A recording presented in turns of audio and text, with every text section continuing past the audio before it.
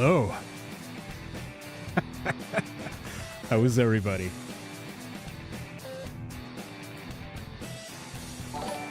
Smooches when? Ooh. Hello, Grease Guardian. Thank you. You're immediately my favorite. You know what? Fuck all the rest of you. Hello, Grease Guardian. How was your night? Way to suck up. Give me a kiss. Ooh, Elisa? I don't know. My wife might be mad at that. Why'd you ping us in Discord? Frick you. I do it every time. Are you new? Time for some coffee. You're late? I am. I'm sorry. I had some food that was a little bit too spicy, if you catch my drift, so I apologize for being 24 minutes tardy. Bart Sunshine says, hi, I just found out I have a slipped disc, so the timing of this pretty immaculate. Can't leave bed for 6 weeks. Damn.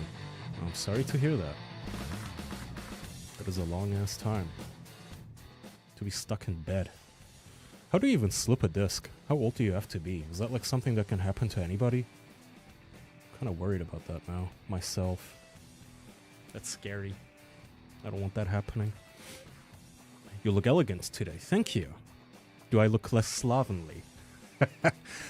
Hello, you big beautiful brownie. Hello, Ray2K. Thank you too. Again, Greasy Guardian. Kirkified Kaya. What does that mean? Am I AI? I hadn't caught a stream in so long. The hair is wild. I know. My hair is growing wild. I kind of want to cut it at this point. I want short hair again, but my wife forbids me from cutting it. She hates it when I cut it short, so she has final say, because at the end of the day, I only have to look good for her. It can happen to anybody if your spine gets jolted. Oh, fuck that. It's okay, my lovable Turk Roach, I forgive you. Well, thank you, Chungus. Good, no short hair. Oh my god, all the women are ganging up on me. I like short hair. It's freeing. Try cutting the sides. I don't know, I'm kind of scared I'm gonna give myself that, like, Gen Z haircut if I do that, you know? I miss when you used to add fans back on Snapchat and randomly respond to fan DMs. I mean, I still do respond randomly to DMs if I don't use Snapchat anymore. I think like 2 years ago, I tried to log back into it and I couldn't. I forgot what the issue was, but I'm pretty sure I'm locked out of it. And I haven't really used it in, I don't even know, like a while, you know. But I'm pretty active in my Discord if you want to join. It should be pinned on Twitch. And you... Do I have a copy? Please tell me I do. No, of course I don't, because I'm a fucking... incel chungus fucking loser.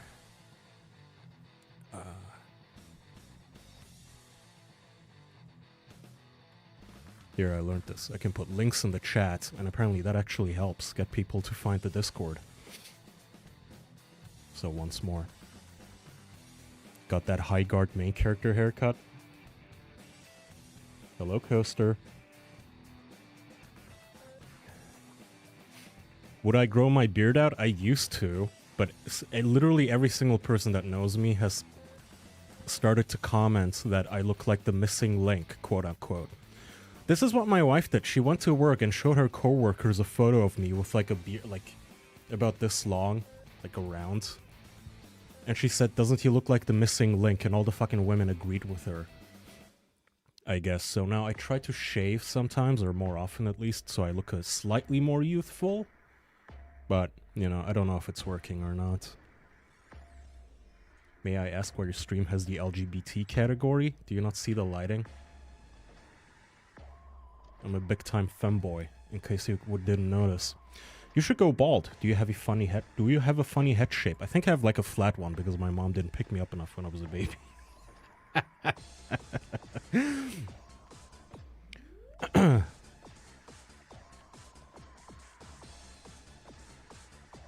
You know the rules, Chad. No chads, no foids, no fake cells. That's goddamn right, damn it.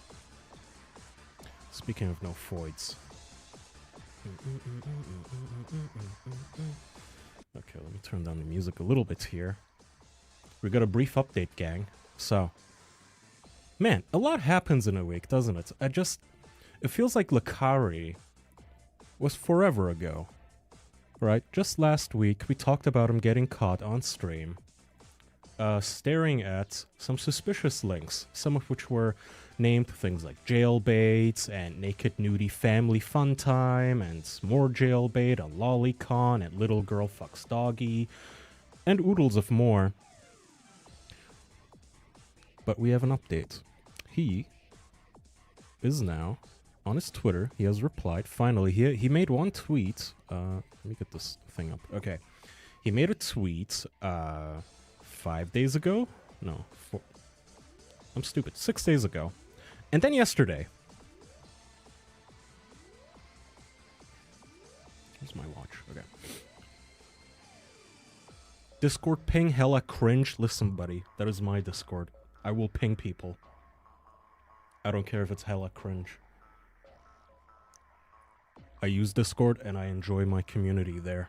I'm not ashamed of it. I'm a proud Discordian. This was a crazy time to tune in. Well, welcome. Settle in. I'm gonna start with some, just some updates to the topic we talked about last week, and then I'm gonna start probably rambling about fucking Europe again, maybe Germany, I don't know. Let me see, do I have any Germany today? German hate?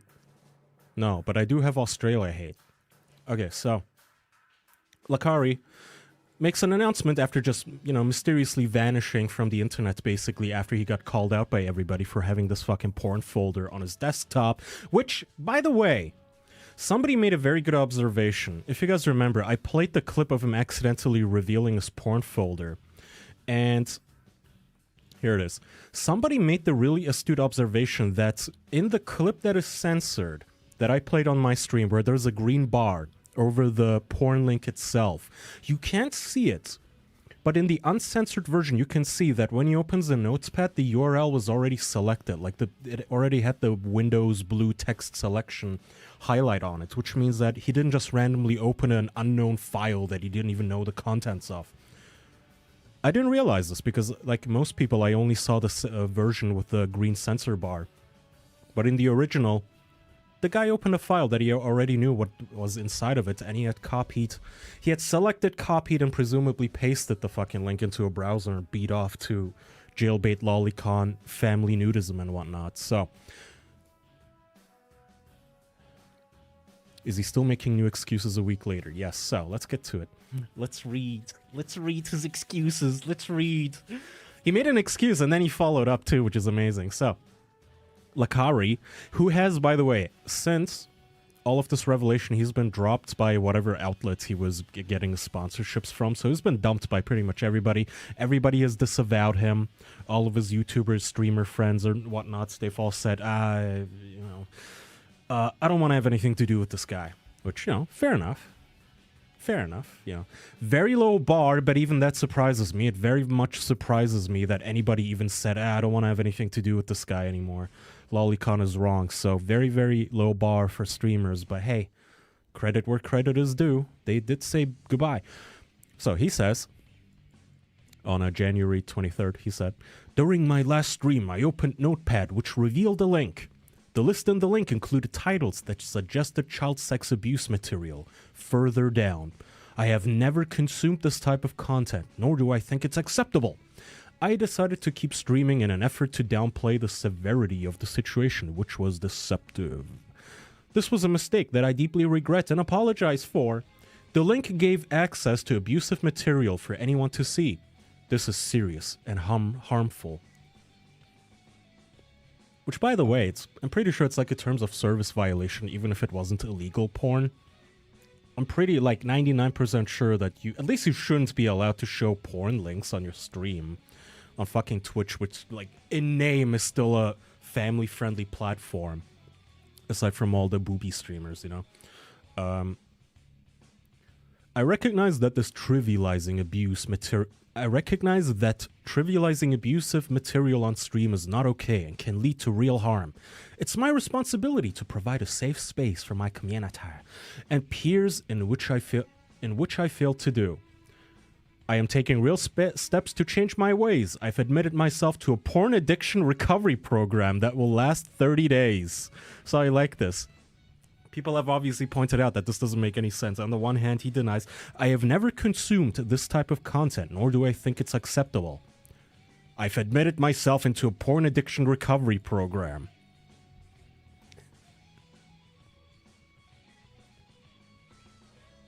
"30 days isn't enough." I agree, but I just like the, "No, Your Honor. I did not come home from work and then beat the shit out of my wife because dinner was cold. But I will commit myself to an anger management problem. I promise." Like, which is it? Like, did you beat the shit out of her or didn't you? Like, were you beating off to possibly illegal porn or weren't you? Why are you going to rehab? Like, what's the issue here? If you didn't consume it anyway, then what's there to cure? What's there to rehabilitate? During this time, I'll be able to work out there while also receiving professional therapy and treatment for my addiction. I'm sure everyone's like super excited and happy to know that he's going to continue to work out, because all of us care very, very deeply about this guy's workout routine. Browsing hentai and porn websites as an escape has been a serious problem for as long as I can remember. I always hate it when people describe like porn as an escape. Like other drugs I get, if you're a hardcore alcoholic, yeah, you fucking drink to forget things, to escape things. You just don't want to think about the fact that you owe the IRS $500,000 or whatever. You don't want to think about the fact that your wife just dumped you or whatever, your kid just died in a car crash. Okay, that I get. Porn? You don't do porn to escape anything, right? Wow, I'm so proud of him. I know, our little boy is growing up. Jerking off to little girls. Most generic, I got caught, so I'm apologizing and going to get help. Fake ass copy pasta level attempt. So it continues. Browsing. Oh, sorry. This treatment will come with an indefinite hiatus to my live streams. Aww. To allow myself to focus on recovery so I can hopefully contribute a net positive to society. Okay, so everybody obviously, first of all, he got fucking community noted to all hell by people telling him, fuck off. And then every single comment, pretty much, did he get ratioed? He must have. Close, like, almost 2,000 replies and little over 2,000 hearts, which is still a lot. More like Kick ban him. Yeah, Kick and Twitch ban him both. So he followed up. Everybody makes fun of him in the comment section, obviously. They're all like, they're posting the fucking I show speeder. Is that him? Whatever, they're posting the like react gifs of what the fuck is wrong with this man. He replies again, like 5 days later, he replies to his own tweet, because I guess he goes through those stages of like, whenever people get caught with this sort of shit, what happens is, I think, they get like the initial wave of shock, like, like they're scared, like, oh shit, I got caught. And they're like, oh no, please don't look at me. Oh fuck, I'm so sorry, please. I'm so sorry. And then like things mildly calm down. Like things don't get any better. Everybody still knows what you've done, but you know, they kind of sleep on it. 4 days later, 5 days later, they've had plenty of like nights sleep finally. Maybe they're unable to sleep the first nights. They're just, you know, the adrenaline's rushing through their skull going like, I ruined my life. But by day 5, I think it simmers down and indignation and anger takes its place, where they're like, you know what, what's the big deal anyway? Like, fuck you. Why did I admit to it? Fuck you. You know what? Actually, you guys are wrong. Yeah. It goes from, like, fear and trying to make a bargain and, like, apologizing to just this, like, no, actually, you know what? You wronged me. How dare you? Like, so what? So, here's his follow-up tweet. I want to clear up 2 things while I'm getting my shit together. I'm only into 2D hentai content. I don't watch, seek out, or download real-world 3D porn, and I do not engage with or support anything involving minors in any form. So there's like a scale of like being so fucking brain rotten, you have to, you know, like at the very tippity top of brain rotten where I can't even reach, it's like up at the space station. That's where you refer to real human beings as 3D. Like, yeah, you know, you ever look at a naked woman? What, like in 3D? Yes, in 3D. That is such a fucking weird way to describe real humans. Like, yes, live action porn, yeah. With real human actors? Yeah. Like, not on paper? Yeah. Like, but like, how do you draw like a real human? You don't. They just exist. Oh. Well, like in 3D space? Yep. X, Y, and Z. Cartesian coordinates. They even exist along the time axis, if you really think about it. You know, it's kind of fucking freaky. 3D whammon. After the stream, the files and links that showed up were looked into. Okay, so this is... A lot of people honed in on this line here. After the stream, the files and links that showed up were looked into. What is this, like, passive voice? Who looked into it? You? Because it kind of feels like you did, because you had the text selected, so I feel like you looked into it. Who else was investigating? I don't know. Did you hire somebody? Did law enforcement get in touch? Were they like, hey, we investigated this, you're cleared of any charges? Is that what happens? I don't think so. He says there is no illegal material in them, which doesn't absolve him of the moral accusations, by the way, because no illegal material doesn't mean shit. That doesn't mean squat, especially on the internet, okay? You have 200, like something, 200 almost countries on this planet, right? Like somewhere fucking child porn is legal. I don't care if child porn is legal in Kenya. I don't care if it's like legal in Ukraine to film little naked children on a farm playing with like hay. Like that doesn't matter to us. It doesn't matter to my fellow internet netizens who've all seen the link on your fucking computer. It doesn't matter wherever that family nudism shit, whatever beach they filmed it on. Maybe it is legal. Maybe it's a legal gray area. Lolicon certainly is legal in many, many jurisdictions. So just saying, hey, it was looked into and it's technically legal. That doesn't mean anything. That doesn't mean anything to the rest of us. Plenty of places where a lot of, like, unhinged, disgusting shit is legal.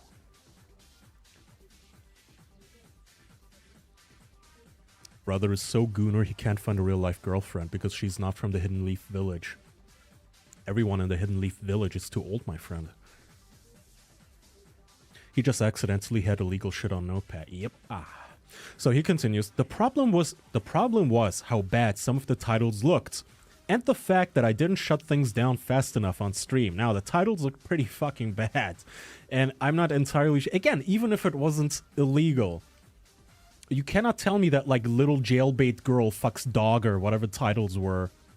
There was so many fucking weird-ass titles that didn't look like generic Pornhub titles. It wasn't just like brother, sister, naughty cheerleader caught by stepdad. Like that you would look at and you would go, okay, that's just Pornhub slop. But, you know, jailbait teen, first time sex in camera with donkey or whatever. It's, family nudism, nudist forum entry, full family. I don't believe you. This is on me, he says. I've handled everything poorly. I get why people are troubled, and I should have taken it more seriously in the moment. I'm owning up to that, and I wanted these facts to be clear. Thanks for allowing me this time so I can focus on fixing myself. And once again, everybody just made fun of him because it's just, it adds nothing. There is no additional, like, there's no contrition. In fact, he kind of walks it back saying, well, I didn't look at Lolicon. In fact, I only jerk off to 2D hentai. I do not engage with or support anything involving minors in any form, which is unfortunate because there's now literally a basic, what feels like endless clips of him talking about liking Lolicon. And suspiciously always picking the Lolicon characters in all the fucking fighting games and whatnot that he plays.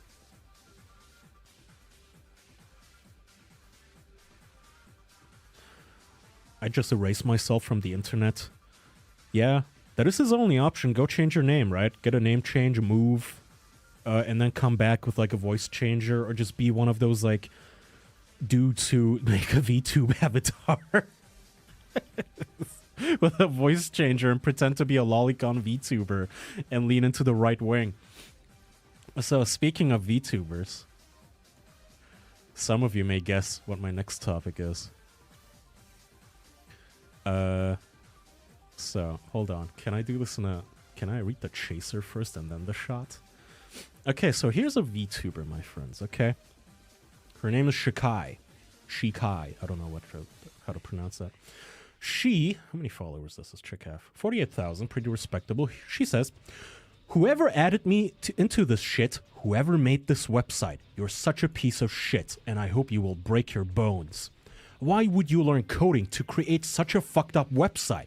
1, it's fucking creepy. 2, seek therapy, you freak. 3. It's so disrespectful towards women. Can't grown-ass men rather touch grass than make women's lives miserable? Now, you might think, like, geez, she's angry. Like, what did this man do? What did men do? Is it a website that, like, AI strips these women naked, their avatars? Or is it worse? Is it, like, a website that, like, an archive of all of their docs and you can, like, see who their family members are and mess with them? Is it, like, some sort of a weird, like, gore site, even more fucked up illegal shit? So it turns out somebody made a website to track the ovulation cycles of VTubers.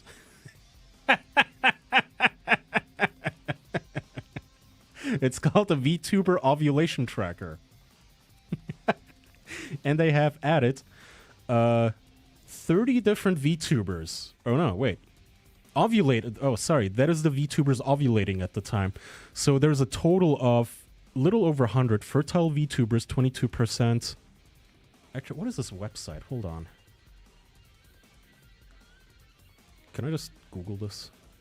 VTuber ovulation track. I know the TLD is like Mo or something. Ovu.mo.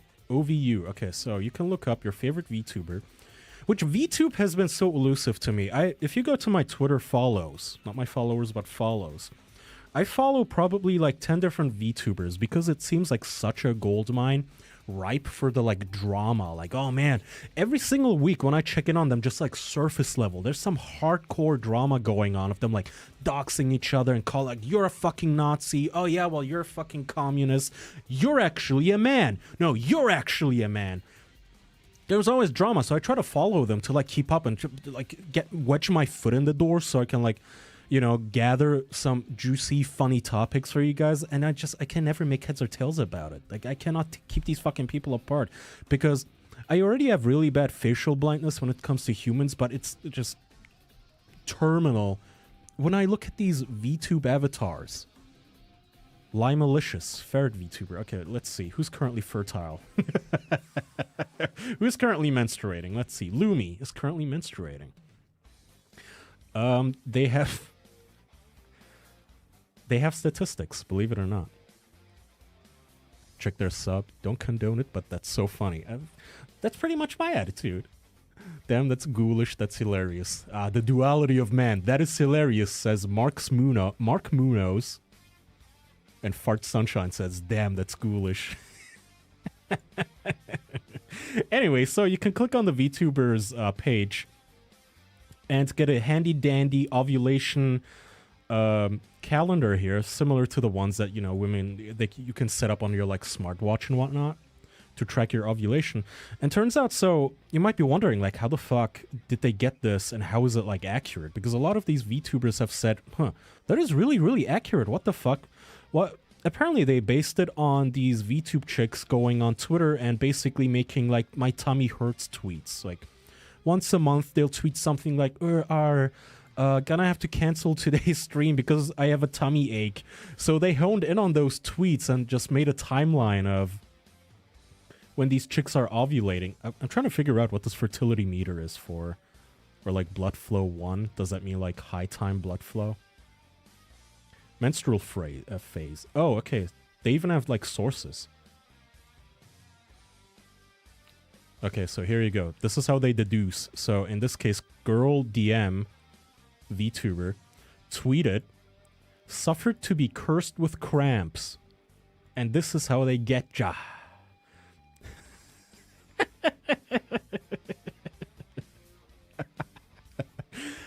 This is somebody else, some other chick. They have 2 tweets saying, I really wish period cramping didn't feel like labor.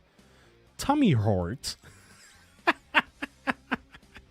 And these are like years apart, almost a whole year apart, by the way. So they gotta be pretty fucking accurate with this, which is extremely amusing. And it goes to show you don't need like CIA level, you know, doxing people and seeing through their walls by analyzing the Wi-Fi signal, and like Meta and TikTok are stalking you and they're harvesting your data and selling it to data brokers and whatnot. It doesn't matter. You can just tweet my tummy hurts and all of a sudden millions of perverts on the internet know if you're on your period. They know if you're fertile or not.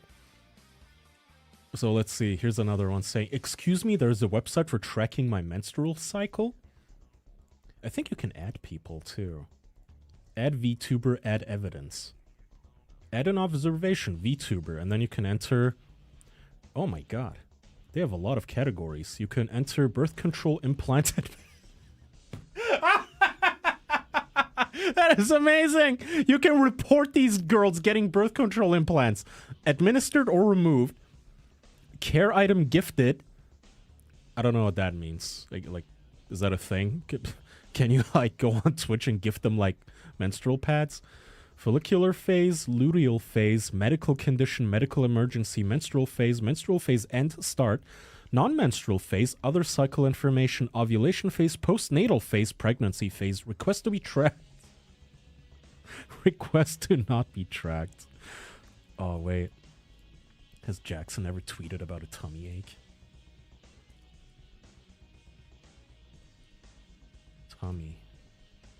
Tummy rub. Oh, no, it's a cat. Damn it.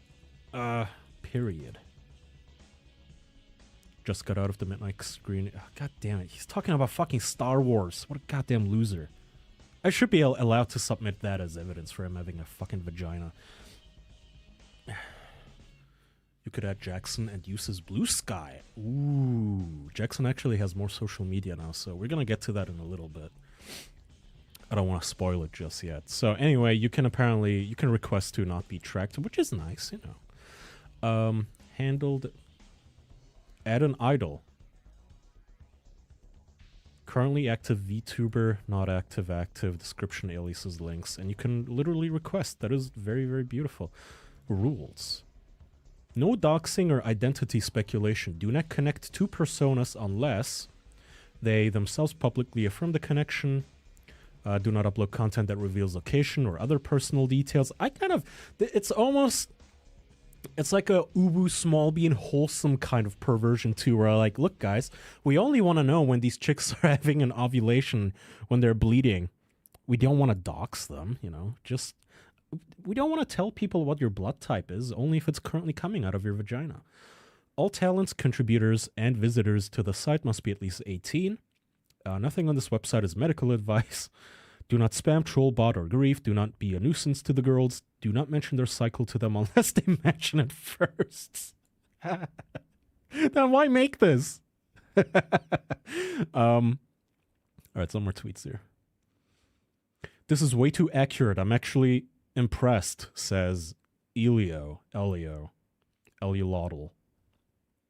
who has 24,000 subs. Or followers on Twitter, at least. And... no, this one just made me giggle. Somebody said the duality of VTubers. First, we have the one that I read from Shikai saying, I hope you break all your fucking bones. And then the other one says, I'm not on the VTuber ovulation tracker site, which leads me to believe that everyone hates me and doesn't care about my fertility at all. ... Aww. I'm sure a lot of people care. Now, I don't have specific screenshots for this, but they also use this ovulation tracker to low-key expose men pretending to be women behind VTube avatars, because now some of these VTubers are like getting replies under their tweets saying, hey, how come you've never talked about your tummy hurting ever? How come you've never mentioned like period cramps or anything like that? Are you a man? So that is also extremely hysterical. It was a very, very funny development here on the internet, on the VTube side of things. One day I hope I can get, like, make heads or tails of this fucking VTube shit. I don't know. I really don't know. Like, some of it on the surface, again, it just sounds fucking funny. Like, what do you mean that a VTube...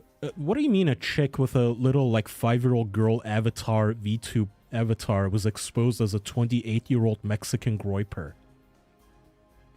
I want to learn about this.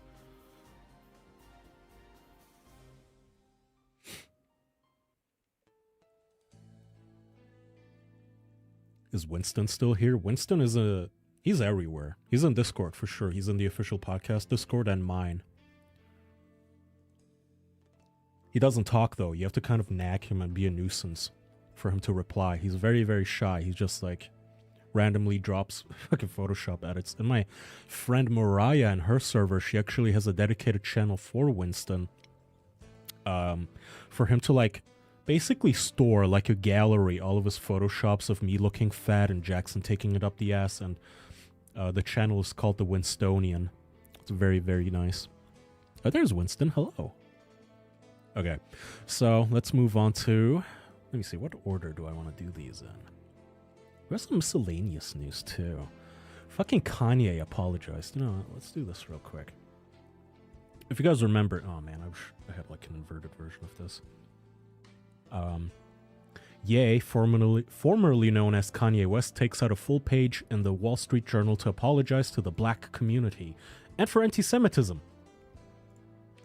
So Kanye, after getting his titanium teeth, huffing a bunch of nitrous, going on Alex Jones to talk about Nets and Yoohoo, and blaming the Jews for everything, getting kicked off his bank, which I think was Morgan Chase? I don't know, but one of the biggest banks in America fucking kicked him out of their network. And just generally being blacklisted everywhere. And after releasing the song called Heil Hitler, he now apologizes because he's finally on medication. Oh, and after talking shit about his ex-wife,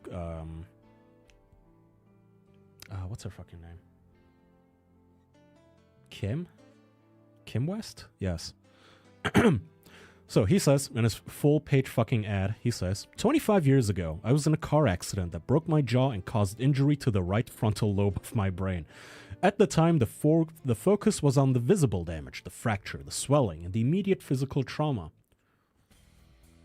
The deeper injury on the inside of my skull went unnoticed. Comprehensive scans were not done, neurological exams were limited, and the possibility of a frontal lobe injury was never raised. It wasn't properly diagnosed until 2023. The medical oversight caused serious damage to my mental health and led to my bipolar type 1 diagnosis.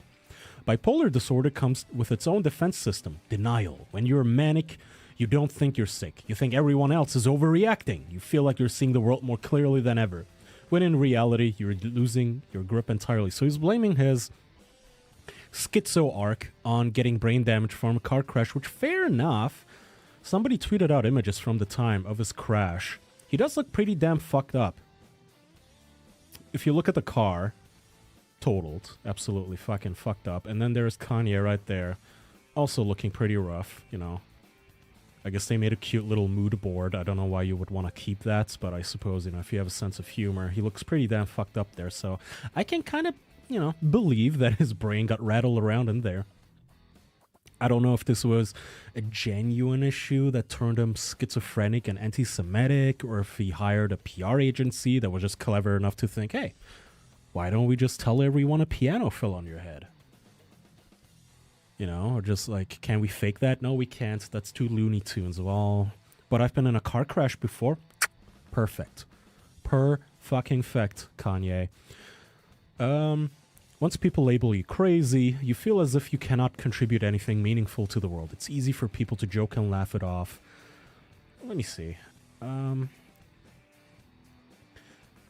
You don't need help, it makes you blind, but convinced you have insight, you feel powerful, certain and unstoppable. I lost touch with the reality. Things got worse the longer I ignored the problem. I said and did things I deeply regret. Some of the people I loved the most, I treated the worst. You endured fear, confusion, humiliation, and the exhaustion of trying to love someone who was at times unrecognizable. Looking back, I became detached from my true self. In that fractured state, I gravitated to the most destructive symbol I could find, the swastika. Hey fellas, you ever like get hit in the head and turn into a Nazi? They should use this excuse in Germany. Whenever the Germans prosecute like some fucking 82-year-old granny for sharing like Holocaust denial on Facebook, she should just say, yeah, I got hit in the head with the, you know, I opened the door too fast one time and I just, boom.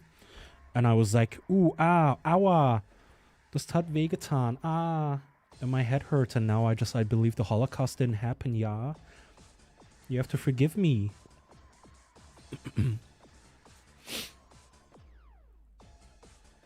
Listen through the wire to understand how bad his injury was. Was that one of his songs? Or are you talking about the TV show The Wire? Having bipolar... Wait. Where's the swastika part? Oh. Even sold t-shirts bearing it's one of the difficult aspects of having bipolar type 1 are the disconnected moments, many of which I still cannot recall, that led to poor judgment and reckless behavior that oftentimes feel out of body, like an out-of-body experience. I regret and deeply mortified by my actions in that state, and I am committed to accountability, treatment, and meaningful change. It does not excuse what I did, though. I am not a Nazi or an anti-Semite. I love Jewish people. He's been saying that even while he was like Zeke Heiling. He was the entire time he was like, I love Jews. I found comfort in Reddit forums. Oh no!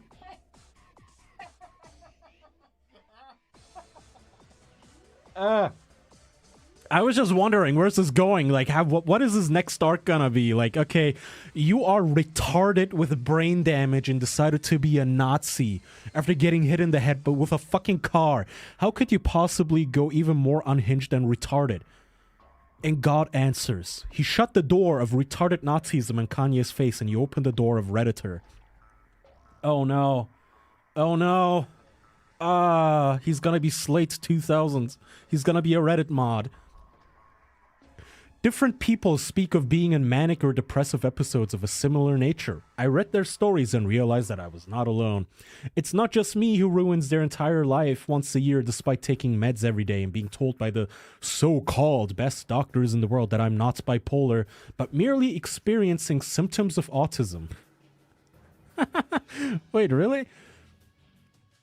There's no way the best doctors in the world just look at you and they're like, yeah, you're just autistic, man. Like, yeah, you got hit in the head and you had like severe brain swelling and your skull caved in. That's just a symptom of autism, bro.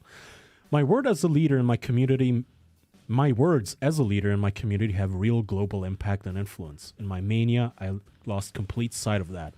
As I find my new baseline and new center through an effective regime of medication, therapy, exercise, and clean living, I have newfound much needed clarity. I'm pouring my energy into positive, meaningful art, music, clothing, design, and other ideas to help. I mean, he was pouring his energy into all of those positive, meaningful things before, even in a schizo arc. I'm not asking for sympathy or a free pass, though I aspire to earn your forgiveness. I write today to simply ask for your patience and understanding as I find my way home. With love, Scribble. Very kawaii. Very wholesome. Been listening to the official podcast and has been cleansed. I really want to see what Candace Owens and what's his face, Nick Fuentes have to say about this, because both of them pretty much wrote this like Kanye plane into the ground. They fucking encouraged all of this shit, and whether or not it's true with the brain trauma and it causing it all, I don't know, but they were pretty fucking invested in his Heil Hitler arc.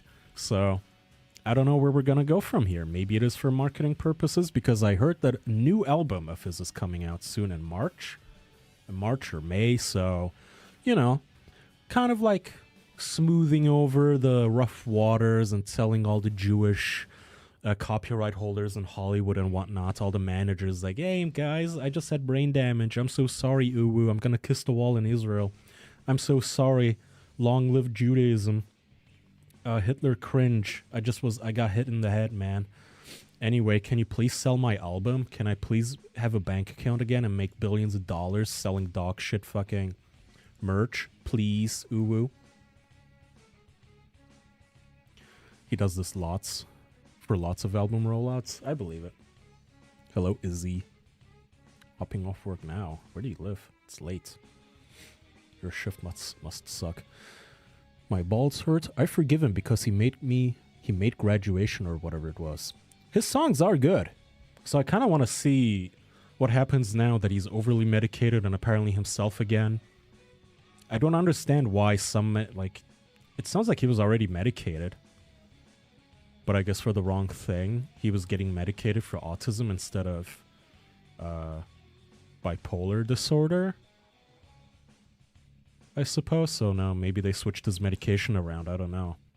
But I wouldn't be surprised if a couple of months from now he comes out and says, I didn't have bipolar at all and the so-called doctors deceived me. I'm actually just autistic. And I hate Jews again. I thought it was already known he had like bipolar, not autism. That's what I thought too. That he's manic and he has these manic episodes. I don't know. Oh man, this is a blast from the past that I have here.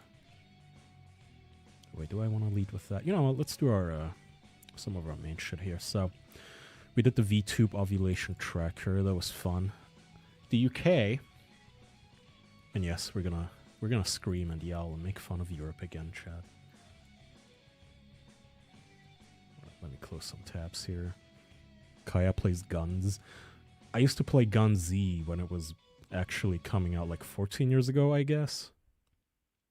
The game is dead now. I think it's technically still on Steam, but I don't think anybody plays it. I don't think it's functional. Congratulations to the UK, by the way. VPNs are going to be illegal for anybody under 18, for anybody who doesn't want to show ID to purchase a VPN. UK lords vote to ban VPNs for children as pressure on the privacy tools increases. Should be increased. The UK government will also address VPN concerns in a consultation. VPNs are facing increased pressure in the UK following a House of Lords vote to ban the privacy tools for under 18s. So basically, if you read through this, it's exactly what you think it is. They don't like the fact that they're age gating a lot of shit. They want to see your ID. If you're on social media and you're posting things like... Of course, they're using porn as an excuse, like always. It's just, yeah, we're just trying to protect the kids, but, you know, show your fucking ID before you go on the internet and call one of our congressmen and one of our parliamentarians a fat cuck. You want to call me a fat cuck? Well, you have to show your ID. And then some people went, well, no, I don't have to show you my ID because I have a Malvad VPN, I have a Proton VPN, I have an Express VPN subscription, so I'm just going to set it to America and not show you my ID. Fuck you. So now the UK decided to simply ban VPNs next after the social media ban for under 16s, which Australia has also done, by the way. They're calling for a more rigorous enforcement of existing age verification laws. Now, here's the fun part. The fun part is I have to do a CAPTCHA. Select all the buses. I'm not a fucking robot. Select the bicycle, select the crosswalk, check chat, and the UK is a shithole. Yes. Thank you, the sun. Fuck you. Oh, wait. Okay, so, in case you weren't paying attention, the UK is also currently in sort of a shit fight with America. Specifically with 4chan, which is very, very amusing. So, what has happened is that the UK is trying to roll out new speech laws in the UK, saying, hey, if your website operates or is accessible at all in the UK, like 4chan, which, you know, you can just go to 4chan.org, or the Kiwi Farms as well. Basically, they say, well, look, if your website is accessible in the UK, then either you have to IP ban all the UK visitors, you have to block your own website in the UK on your you have to do it. Like, we're not gonna do it. You have to block your website in our country, or you implement age check verifications, meaning if you want to serve 4chan in the UK, you're gonna have to ask 4chan users in the UK for ID. So you're gonna have to upload ID to fucking 4chan and the Kiwi Farms, and both of them said fuck you. Both of them said fuck you, and they were represented pro bono by a man named Preston Byrne, who basically wrote the Ofcom, which is the Office of Telecommunications in the UK, the people, this gaggle, this like cabal of Karens sending around these letters to websites like 4chan and Meta and X, Instagram, and fucking all of them, the Kiwi Farms. But primarily, Preston is just representing 4chan and the Kiwi Farms, and he answered to them saying, no, you have no jurisdiction in the US. You cannot hector and order around American companies to do your bidding. Like, they don't actually have to do shit. If you want to block 4chan in your country, that's your business. Okay, if the UK wants to ban 4chan, go fucking ahead. But you can't fine 4chan. Ofcom replied to this. Listen to their reply. This was an official letter, by the way, that they sent to Preston's office, saying that it was highly confidential and that it was illegal to publish it. And Preston published it anyway because he's an American. And British laws don't matter in fucking America. So Ofcom's findings, they say, in point 4.3, we note 4chan's submission that Ofcom does not have jurisdiction to take enforcement under the Act. This is their Digital Services Act. On the grounds that American businesses are protected from enforcement of UK legislation by the First Amendment, and that Ofcom has no power to enforce UK laws in the US. We do not accept this point. So they're kind of pushing it, right? They're kind of pushing it. They want to find 4chan and a bunch of other social media sites, which Preston, this hero, this man, this fucking paragon of spite, and just like true American stubbornness, has made it his personal mission to pass something called the Granite Act, which would basically... He's been using his connections in the United States government to pass a new act to punish European countries when they try this sort of shit. So he says on his blog, he's representing 4chan pro bono against the United Kingdom. Pornhub did this in Ohio. They were requiring Pornhub to do age verification, and Pornhub basically was like, yeah, we saw the lawmakers' new law and don't feel it counts us, and basically like we have lawyers try us. Pornhub pulled out of Ohio, so now if you use a VPN and you switch it to one of the jurisdictions where Pornhub is now required to do age verification, like Texas is one of them, I think. Kentucky? I'm not sure. But if you connect through Ohio now, you'll get a big whiny banner on Pornhub saying, we're banned in Ohio, you know, you should text your congressman and write them letters so children can watch porn again. Anyway, so Preston here wrote a little timeline. So last year, Ofcom finds my client 4chan and claims it is entitled to sovereign immunity. I publish Ofcom's correspondence to 4chan on this blog, which is marked confidential and which Ofcom would prefer not to have been released. Next update. The Granite Act, a foreign censorship shield law, is proposed here by yours truly. And I forget what Granite stands for. Is there an explanation?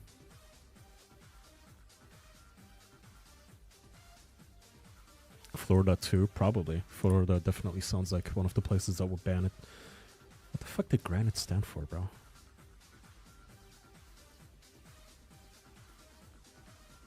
Granite Act and the Granite States. Okay, hold on. I don't know what I'm trying with all this fucking grok. What does Granite stand for in Preston Burns's proposed act? It was like something spiteful, too. Anyway, Wyoming Granite Act is finalized and filed for numbering with the Wyoming legislature as reported exclusively on this blog. Copies of the Granite Bill are promptly provided to contacts in the White House, the House of Representatives, and the Senate, to whom I've been providing UK and Australian censorship notices all year. So, here's what this man is doing. This hero. He's one of my personal heroes now.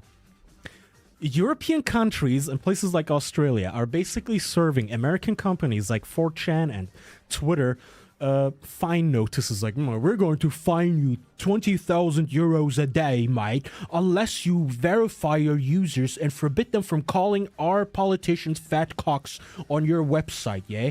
You have no license to call us fat cocks. Preston has been collecting these and basically forwarding them to his contacts at the fucking United States government, to the point that he's made it his life's mission to do this pro bono, like some sort of like even more spiteful Saul Goodman. Will Congress shield the U.S. from foreign attacks on the First Amendment? And the U.S. Department of State answered, yes, we will. Which leads us to this article. Oh, so Granite stands for Guaranteeing Rights Against Novel International Tyranny and Extortion. That is something so fucking petty and over the top.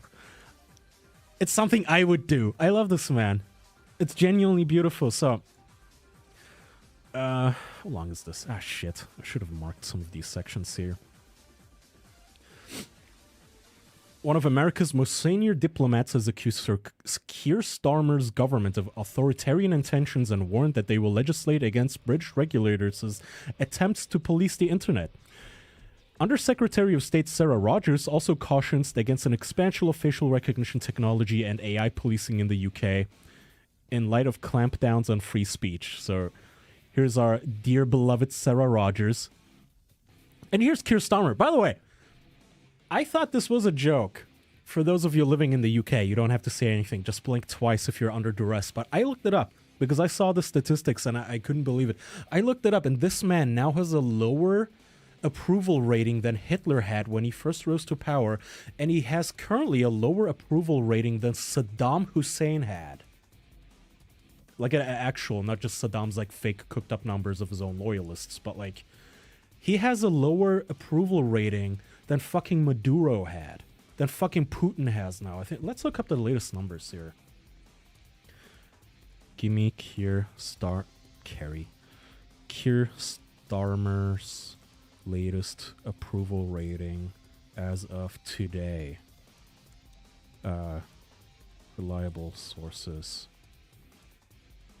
Reliable sources taken average. No yap. UK is fuck. Dude, nobody likes this guy. Absolutely fucking nobody. Look at this. According to YouGov, favorability 18%. 75% unfavorable. According to Opinium, which is a terrible name, sounds like opium, 60% disapprove. The lowest disapproval number, like the most like to him benefit, like giving him the benefit of the doubt as much as you possibly could, he still is at a 57% disapproval rating, 19% approval. So there's also a lot of people in between, like, I don't know, like definitely not approving. His highest approval rating is at 22%. A fifth of the population likes him. Everybody else hates his fucking guts. Either hates his guts or is ambivalent on this fucking douchebag. Looking like a Muppet. Being an authoritarian, and everybody is sick of it. So, if this act is codified in the law, what the American government basically wants to do is, okay, look, if you're going to be fining American companies like Meta, like Meta, Twitter, Blue Sky, Reddit, and God forget, like, okay, you know, may Allah forgive me for defending Blue Sky and Reddit, but like, you know, as shit as Reddit and Blue Sky are, they're American, damn it, all right? Europe doesn't get a say in it, motherfucker. Reddit is for us to make fun of. You don't get to find those guys. 4chan, all of these websites. If you try to find them, okay, well then we might put tariffs against your country. You want them to pay? It's gonna be the opposite way. Here's another reason why everybody fucking hates the UK, by the way. Here's a police officer lady telling a protester that being offensive is a crime. Let me pause this. Also, like, super fucking offensive. I'm offensive. Is that a crime? Yeah, Being offensive is a crime. So Being offensive is a crime now. What is this? Did you say it is? Are you joking me? I have a video. Is that a joke? Being offensive is a crime. I just heard you say that. What's your badge number? What is your badge number?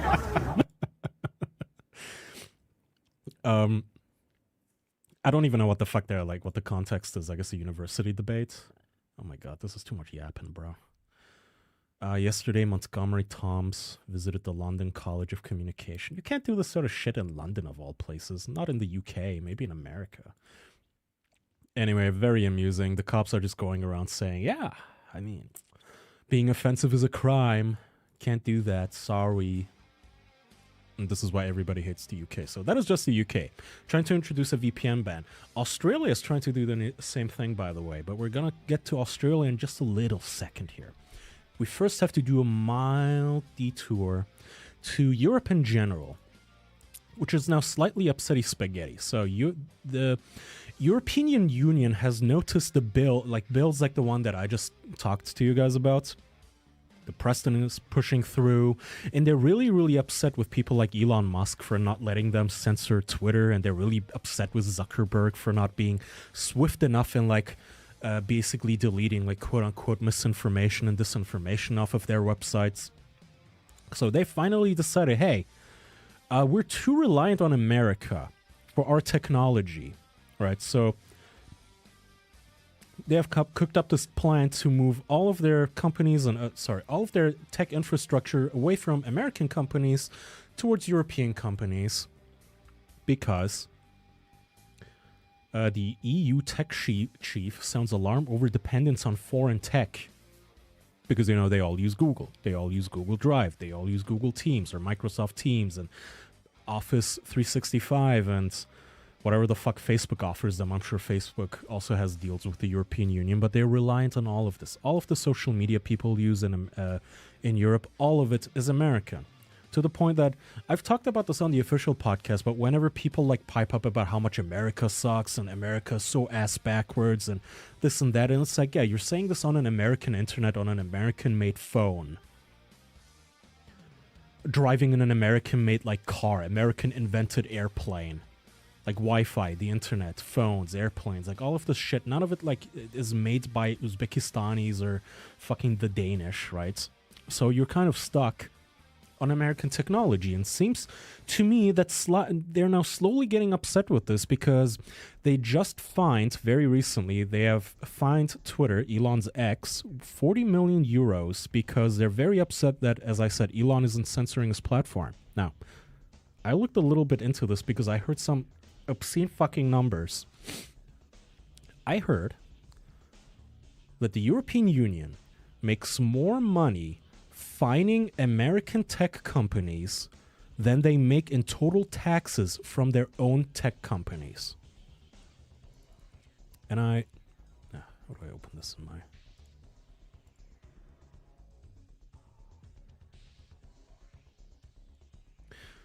So in 2024, they fined Apple 1.84 billion. They fined Meta roughly 1 billion euros. Euros, by the way, not dollars.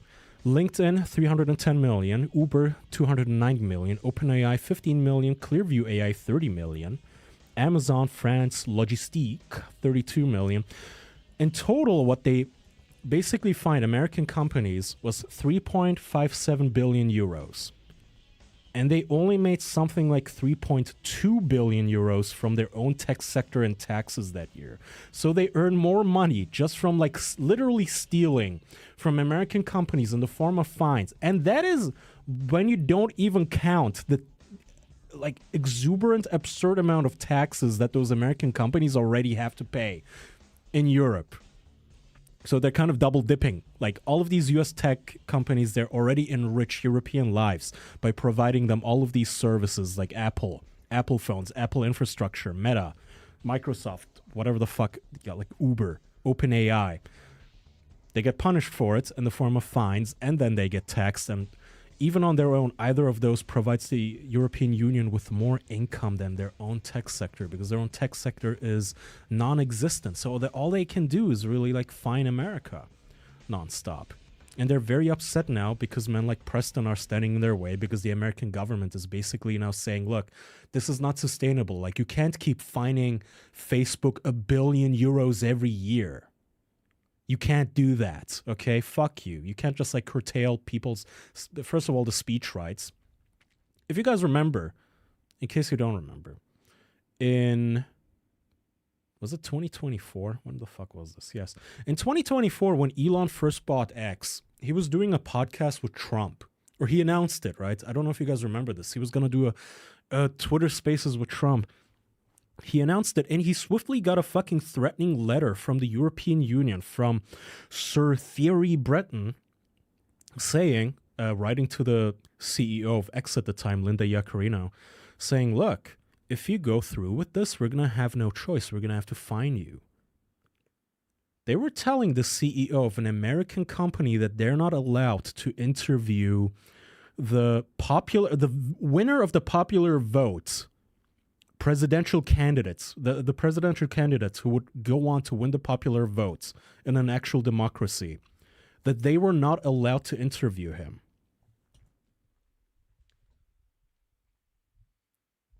Let me clarify that any negative effect of illegal content on X in the EU, which could be attributed to the ineffectiveness of the way in which X applies the relevant positions of the DSA, Digital Services Act, may be relevant in the context of the ongoing proceedings and the overall assessment of X's compliance with EU law. I therefore urge you to promptly ensure the effectiveness of your systems and to report measures taken to my team. It's like, who the fuck are you? Who the fuck are you? asking like an American company interviewing an American presidential candidate to report back to you. Who the fuck are you? Get the fuck out of here. Europe's a clown show, bro. Genuinely clown show. To the point that I talked about this on stream before. Where's my music? Where's my Gunzi?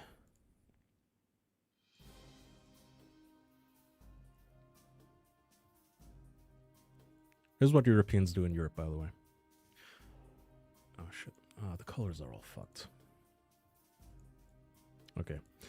Can I translate this? I don't need to translate it. I read this before. So, Friedrich Merz, the Chancellor of Germany, I talked about this in like a month or so ago on a stream already. This guy has an AI company. And keep in mind, fucking Europeans have AI derangement syndrome. They have late-stage AIDS. They fucking hate AI.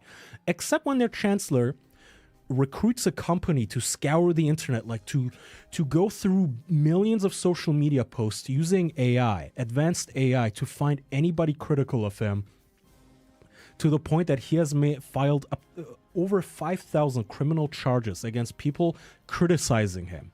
He uses AI to find those posts and automatically files charges against him, to the point that, by the way, he has apparently filed more charges for criticisms against him than any other chancellor or German politician before. He's the winner. He's the king of like hate speech charges.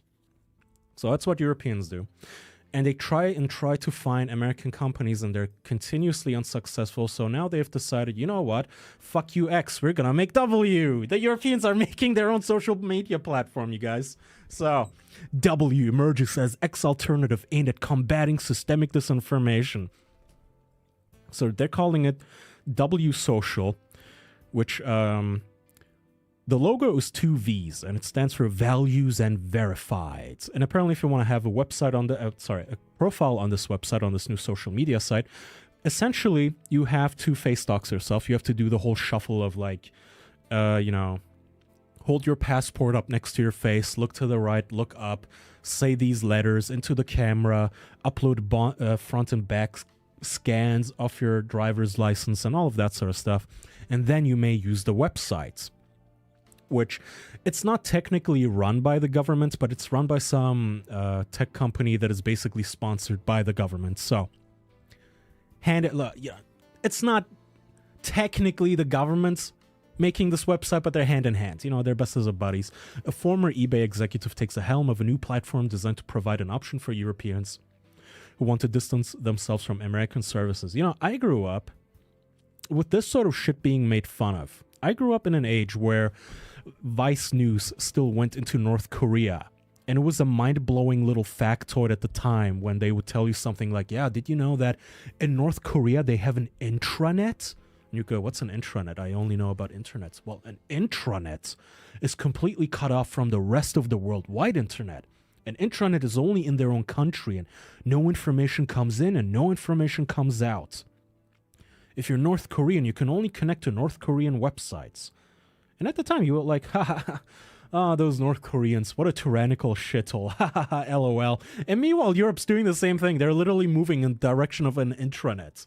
They're genuinely so fucking ass-blasted by the mere fact that you can go on the American internet and call Friedrich Merz a fucking Nazi cuckold piece of shit retard. Which I would never do. I would never call him a Nazi piece of shit retard fascist. But they're so butthurt about him being called a Nazi piece of shit retarded fascist that they're deciding, okay, well, we're just going to make a Europe-only social media site, and you have to dox yourself to sign up. And if you say anything wrong, if you get, if you have a beer or two and you're a little upsetty spaghetti at an immigrant driving his truck through a Christmas parade, and you make sort of a mouthy post about it, well, I'm sorry, but we know where you live. You uploaded your driver's license, we know who you are. The blue sky of Europe, ugh. Yeah. That makes me feel like worms in my bone marrow. I'm sure the Europeans will enjoy a state-censored social media site. Well, the sad thing is Europeans will fire. Like, they're not like you and me. Europeans genuinely... The thing I've noticed about Europeans over the course of my last, 15 or so years is Europeans have no concept of like primary sources, like the sort of stuff that you and I see where like, you know, America has its problems where once in a while some fucking cop goes haywire and kills somebody that he shouldn't have killed, or a congressman gets caught on like a hidden recording or something. And all of that shit usually makes it to like Twitter, Blue Sky, Reddit, Instagram, whatever, right? Even in Discord, people will share the videos. Europeans don't really have that. They don't see primary sources of like Charlie Kirk talking at a university and saying a thing. They have everything recycled through the media and through basically the governments. Like, they don't know. They still think that Charlie Kirk really did say that he wanted to have gays stoned and thrown off of buildings. They've never seen the actual video of him actually explaining what he actually meant in context, talking to somebody and having a dialogue. They only read it in some media reports, on some fucking newspaper article or whatever. They've only seen what government-sponsored channels that they have to pay a TV license for has told them. So this is going to be the same. Now, they get even fewer primary sources. They're no longer going to be... Eventually, they're just going to actually ban X, obviously, in Europe. They're going to ban Facebook. They're going to ban Instagram. They're going to ban TikTok. They're going to ban all of these other offshoots, Threads or whatever, Mastodon. They're going to heavily censor those things, and they're going to say, hey, just go to W. And on W, well, sorry, but to curtail disinformation, no. No, child. We are not going to allow you to just upload body cam footage. No. You're going to be like, well, can't I, like... It's not like I want to watch people die, but, like, can I see what actually happened? That seems, like, really, really important, right? Sometimes you have to see body cam footage. I've said this before, like, you don't have to be seeking it out for nefarious or fucked up purposes. Like, you're just, oh, I'm so happy to be seeing, like, a granny get gunned down. But sometimes you just need the context, like, what actually happened. I don't want to read a news article about it. I don't care what some journalist is telling me about it. I want to see. I want to see the 60 frames per second 4K footage of what actually happened, and I want to personally, me, myself, I want to page through frame by frame what happened. So I get to make my own opinion, build my own opinion. And that's a concept I've learned that's not really a thing in Europe. Like, they look at you like you're just a bad person, like you're a weirdo. Like, why do you want to see that? It's weird. Like, why? So you just want to see someone die? Like, why? Why? So you just want to watch George Floyd die? What's wrong with you? It's like, no, that's not what it's about. It's just like, I'm not just gonna believe what a website tells me. I want to see what actually happened from the first-person body cam view. They don't have a concept of that, bro. It's genuinely fucking odd to us, but this is how Europeans prefer to live. So they're making their own social media site. Okay, now we're slowly getting to the fun part. Now, TikTok this past week, or the week before, has apparently been sold. Now, if you remember... Oh, where's my closed tabs thing? Okay. TikTok has been in a lot of trouble for a while now. Some of you might remember this. There was a video of TikTok's chief of... it was actually the CEO. A couple of years ago, the CEO was questioned in Congress by congressmen. This was from 2 years ago, I think, right? Yeah, 2023, roughly. The TikTok CEO was in Congress, and at the time, the issue was, okay, TikTok is obviously malware, right? It was already banned from politicians' phones. Like, you're not allowed to use it on your work phone. Like, if you're the president, you're not allowed to have TikTok on your phone, obviously, because it's Chinese malware. And they questioned the TikTok CEO in Congress and said, look, you have to sell your operations. You have to sell TikTok to America because your app is too popular. Your app is so popular, in fact, that it poses a national security risk because it is obviously malware. So either you sell it, or we have no choice but to ban TikTok in the US. And TikTok said, well, we would rather shut it down than sell it, which is always suspicious. It always reminds me of just like Pornhub, when they're told, hey, look, you can't show this to children. You can't show children porn. And they go, well, fine, then we're not going to serve porn in your state at all. So they said, look, you gotta sell it to us, or we're going to have to ban it, okay? And at the time, the CEO said, we're not going to sell you TikTok. And he got questioned in Congress by this gentleman here, who asked a very basic question and got a lot of shit for it at the time for the wrong reasons. Mr. Chu, does TikTok access the home Wi-Fi network? Only if the user turns on the Wi-Fi. I'm sorry, I may not understand the. So if I have Question. TikTok app on my phone and my phone is on my home Wi-Fi network, does TikTok access that network? It will have to access the network to get connections to the internet, if that's the question. Is it possible then that it could access other devices on that home Wi-Fi network? Congressman, we do not do anything that is beyond any industry norms. Okay, so at the time, I remember even getting shit on the official podcast for this because Charlie retardedly joined the fucking Reddit side of this, of course, and said, ah ha ha ha ha, what a ridiculous congressman. He's asking if the app needs Wi-Fi. And if you scroll into the comments, unanimously just saying, what a dopey congressman, what an idiot. I am speechless. And these people run America. And I need you to know, all of these people have an IQ of like 62. They need to be fucking deported. I don't care where you're born. Get the fuck out of the country because you're dragging the rest of us down. This guy was actually I'm not defending this congressman, by the way, just because I love him or something, but he asked a very appropriate and smart question. One, okay, your app connects to Wi-Fi, right? And everybody went with it like, oh, what a rube.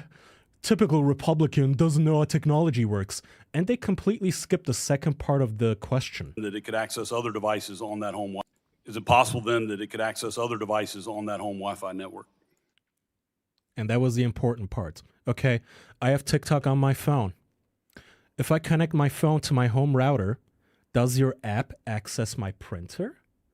Does your app access my wife's phone, which is on the same Wi-Fi? Because a lot of the devices and a lot of apps do that. If I'm on my phone, I can print things from my phone because both my phone and my printer under my desk are connected to the same Wi-Fi network. And that's how I can print things from my phone on my printer wirelessly.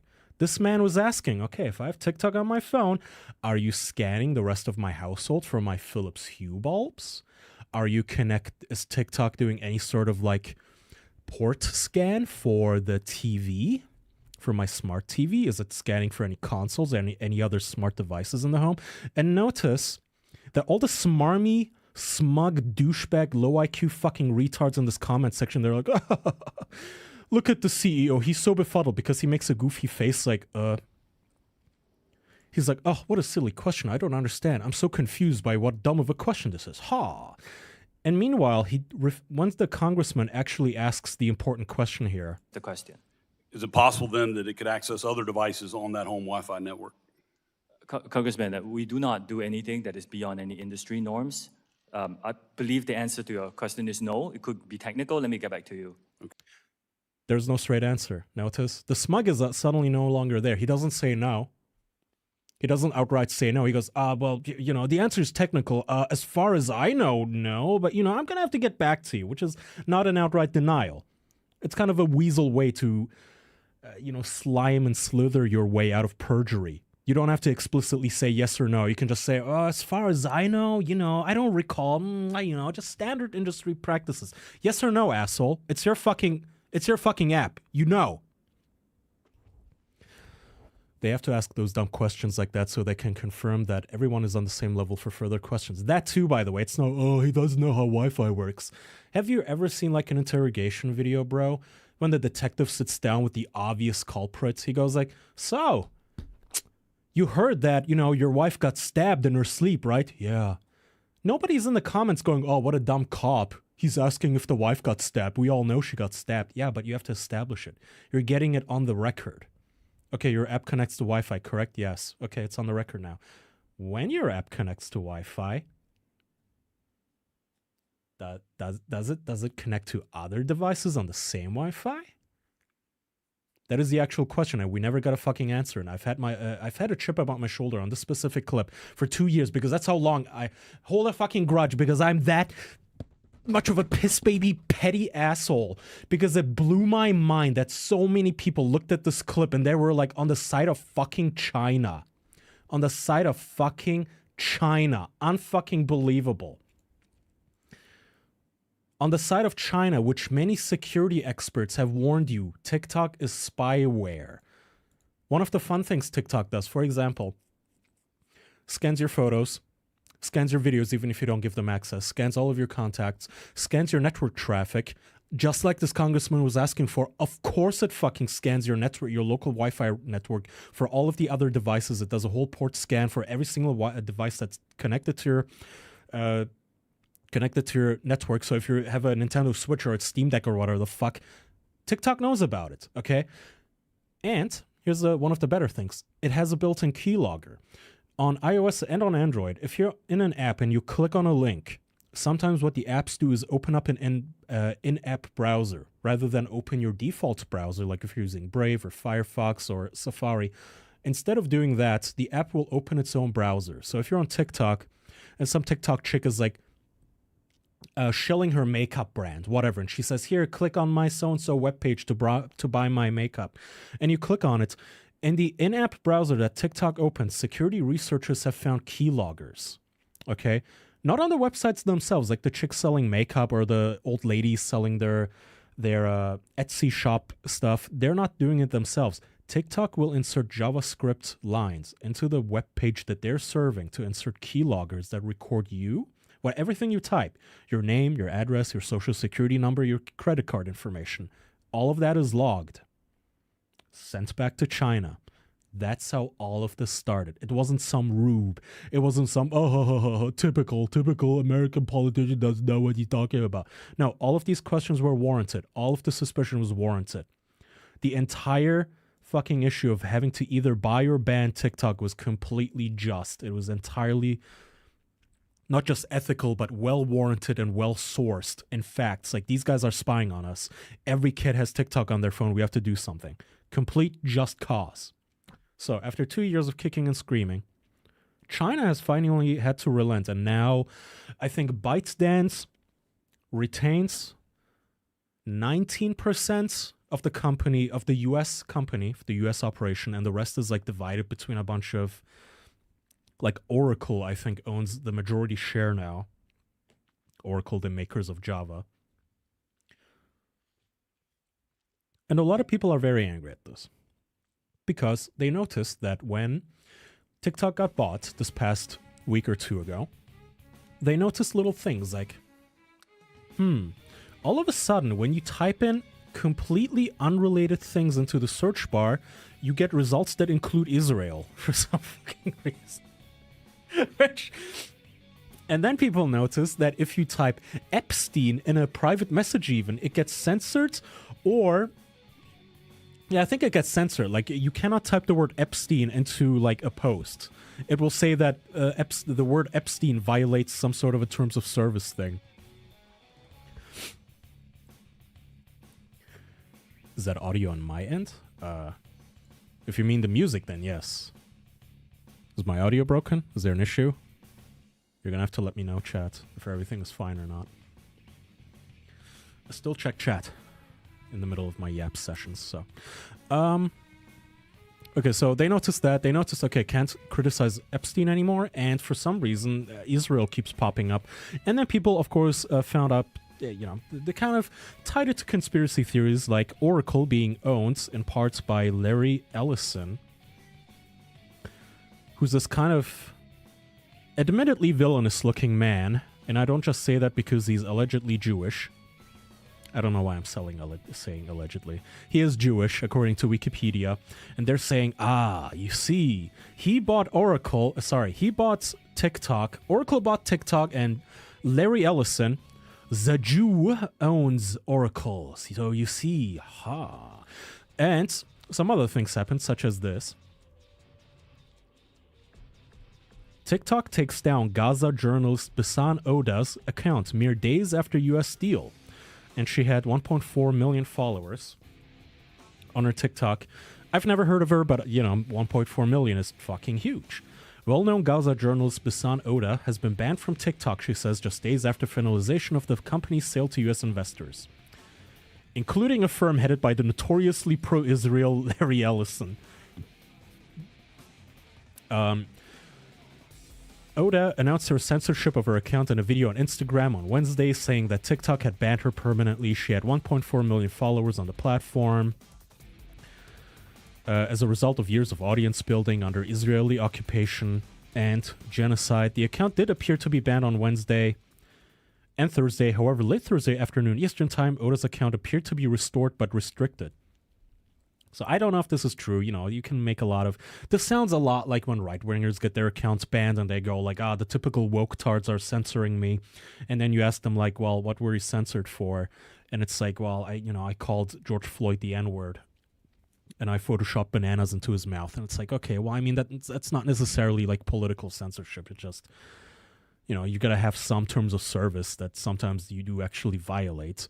And it, does it really make sense for this chick to claim that it was anti-Semitism that got her banned allegedly, or that it's like some secret Jewish cabal that it was banning her when her Instagram isn't affected? I don't know if you heard about this, but Instagram is owned by Facebook, owned by Meta, owned by Zuckerberg. It's one of them Irish names, isn't it? Curious. I don't know. But this had the entire Palestinian wing of the internet in sort of a hissy fit this past week, which I found very, very, very, very interesting because I've been browsing social media as I do, like a schizo on the toilet while I'm pooping. So here's what that looks like. They made a new social media site called Upscrolled to battle TikTok, TikTok's downfall into the grubby Jewish hands. We're scaring them. There's far more of us. If you move to Upscrolled, and then it's a photo of Zuckerberg, some chick I don't know, Jeff Bezos. Is that Sundar Pichai? I think so. Microsoft. And Elon Musk, and they're all in McDonald's outfits because they'll have to get a real job if you dump TikTok. Here's another one. TikTok is now Israeli spyware. Delete it. TikTok was bought so they could censor a genocide and protect pedophiles. There's no reason anyone should be on that app anymore. And then they use somebody named Gracie Abrams as an example. She deletes her TikTok account with around 3.2 million followers. And okay, this is just a screenshot I have because the person had to delete the post, but Mo Khan on Twitter also said, we are all deleting TikTok and downloading Upscrolled. Punish the Jew where it hurts, their pockets. So a lot of very targeted, hey, we hate TikTok now, which they call Jew Talk, by the way. So if, you know what, I might have to vet these search results before I show them on the fucking stream. Jew Talk. Just to make sure I don't get memes with like hanging Jews or something.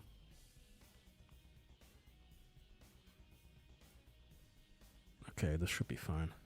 It's not my fucking words. I'm just a messenger here. Jew Talk deleted.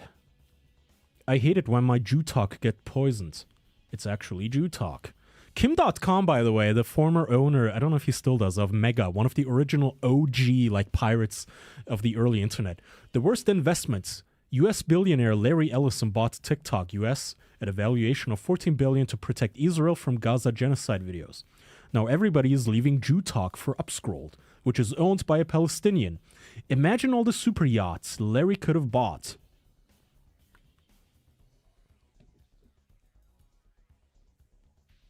Realistically, they made money for generations. They won't care. Correct. TikTok banned my account and took all of my creator earnings. Welcome to Jew Talk. So, Jew Talk was pretty much trending. But don't worry. They made a rival, as you've now heard, Upscrolled. Now, if you go to Upscrolled, it's a website. Okay, upscrolled.com. So this is what it looks like. It's only on the App Store. It's basically pretty much a copy of TikTok. It doesn't do anything extreme. It's not like the European shit that they're trying to pull. Like, you don't have to verify when you sign up. It's literally just a competitor called Upscrolled. That's it. Who sees your posts on Upscrolled? Everyone who follows you. Let me make this bigger for you guys. Everyone who follows you and browses content discovery. On others, maybe if the algorithm allows it, and they say our algorithm is simple ranking, unlike the complex and manipulative algorithm of TikTok. We don't have shadow banning, unlike TikTok. Data privacy, no data sales ever. Your data is the product. Addiction design, built to let you log off, designed to keep you scrolling. By the way, I've tried this on my Graphene OS Android device, and Sure enough, so far I've not gotten any pop-ups besides internet permission. So it has not tried to access my phone location data. It has not tried to access any other apps. It has not tried to access my file system or my contacts or my gyroscope or my camera or anything else. All of which, the nanosecond you download TikTok, your fucking Graphene OS device will get stun locked with all the permission pop-ups because TikTok immediately tries to access literally fucking everything on your phone, including the microphone and gyroscope and the your fucking temperature settings, even battery level, everything. So to Upscroll's credit, hey Jerb, to their credit, true so far, at least. From what I can tell, the app itself, at the very least, does not seem to be collecting device data. Now, what the fuck they do with the information you give them when signing up, that I don't know. How do I donate? There should be a link in the description. I need to put that on screen, don't I? Is there like a button under my Twitch? I've been meaning to put one there. There should be like a tip button. I need to make this easier for you guys, don't I? It's a thought that counts, J9946. You can always make a exclamation command for it. I need to, yeah. I need to. You know, with this fucking... I keep blaming the move, and I feel lazy about it too, because I've been meaning to actually sit down and work on all my channels. As in... Like, I have so many fun ideas for, like, emojis and whatnot. Like, yeah, emojis and donation alerts or subscriber alerts and just change the interface. I made this, like... little backdrop in Blender that I had a lot of fun with, and I had all these ideas, and then the move happened, and it's like I didn't realize how like into disarray moves throw you. And I was talking to Doug about it, like, dude, how the fuck, because Doug moves like once a year, at the minimum, as long as I've known Doug, he has moved at least once a year, sometimes more. And I asked him, like, how do you keep doing this? How do you keep moving? Year after year, I hate this. Everything, my entire routine is in shambles. Like, I'm gonna need half a year just to recover from this and get back to normal. He's like, dude, I still not recovered from my last move, and that was 6 months ago. There's still shit lying around in boxes. I was like, yeah, that sounds about right, man. Because the way that moving works, if you already own stuff, if you're not like a bachelor and you have an actual, like, you know, your spouse, any other family members, you just have so much shit. And once you move into a house or a new apartment or whatever, you kind of, what happens is you end up, you get the essentials, right? You get your computer out, your laptop, whatever, kitchenware, cookware, you make your bed, couch, TV, and then you kinda, your brain does this trick on you where you go, okay, whatever, man, like, I got my toothbrush out of the thing and my shampoo, like, I'll get to the rest of it when I get to it. And everything else, anything that is not immediately needed right this second, it just stays in the fucking box forever, man. I still have boxes with so many cables and so many electronics and so much shit and clothing. Our garage right now is filled with my all of my books, all of my stuff. Like, I'm like, hey, where's Kara's, where's my little cat's, like, this toy that we had? And my wife's like, somewhere in the garage, I don't know. So I've been, you know, I'm making excuses though. I genuinely, I just need to sit down and make this shit more, you know, I need to be like shilling my fucking Discord in the bottom with the little, with a Chiron and a donation link and hey, please subscribe, donation goal, like all the other fucking streamers. And also I have this thing where I keep thinking like, oh, that is such a loser move. Like, I'm gonna be rattling a digital cup in front of people like, oh, I'm trying to meet a subscriber goal. But then it's like, okay, well, I am a digital jester. I do this for a living. There's no shame in it, you know. I try to at least put on a semi-entertaining stream where I like bring links and clips and stuff. I don't just sit here react streaming while stuffing my face with DoorDash food and yapping about fucking live stream fails clips all day. Sitting on that subreddit, like, it shouldn't be that shameful. But anyway, where was I? How long ago did we move? Just like this month, like the beginning of this month, basically. Remembering my first apartment and eating noodles with straws as chopsticks. No, that's a bachelor right there, or a bachelorette. Straws as chopsticks because all of my stuff was still packed. Good times. Very, very relatable. Thank you. Aw, crap. Here's a couple I have lying around. It's all I got. Well, thank you. I like that your streams are very intentional. Thank you. Well, I've noticed if I don't have a clear intent, like I've tried once or twice. Ever since I started streaming weekly, I've tried like, okay, my week was fucked. I don't have any topics, but maybe I can do a movie night stream, and it's just fucking awkward. It's not even improv. Like I genuinely just kind of weird to just sit here all on my own. Movie nights are fun though. I've done it. One in my Discord with in the actual voice chats with people unmuted. That was fun. But for streams, it helps me to just bring screenshots and whatnot.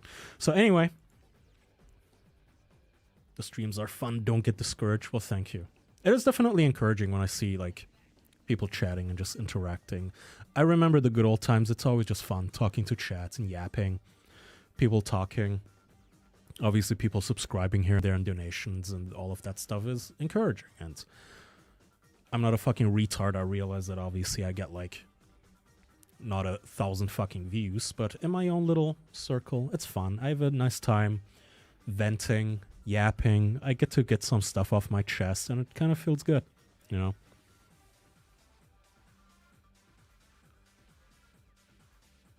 To have a small little community. Oh, I thought of streaming more often than I have. I want to, eventually. I don't think I could ever do the... Whenever I see people stream daily and for 8 hours, like, I get it when it's somebody like Hassan or something, and, you know, they make, like, $1 million a month. I get that, but when people just do it for... I don't know. Like, I get tuckered out in 2 hours. My voice starts getting hoarse. My brain kind of goes like, oh, what was I talking about? Man, I'm exhausted, dude, from talking for 2 hours. It's way more difficult than doing a podcast. Because, I mean, it's like, whiny as that sounds, I don't mean it to be like, oh, podcasting is like, you know, so tough and this is even tougher. But what I mean is, in a podcast, from time to time, I can shut up and just let like Jackson or Andrew or Doug or Carl talk, right? I can just like lean back for a minute or two and just sip. Whereas on a stream, if I don't talk for 10 seconds, I'm like, oh, fuck, this is awkward. Quick, say something. Be entertaining. Be entertaining. These people didn't tune in to fucking watch you chew or drink. Gotta hit the salt lick. All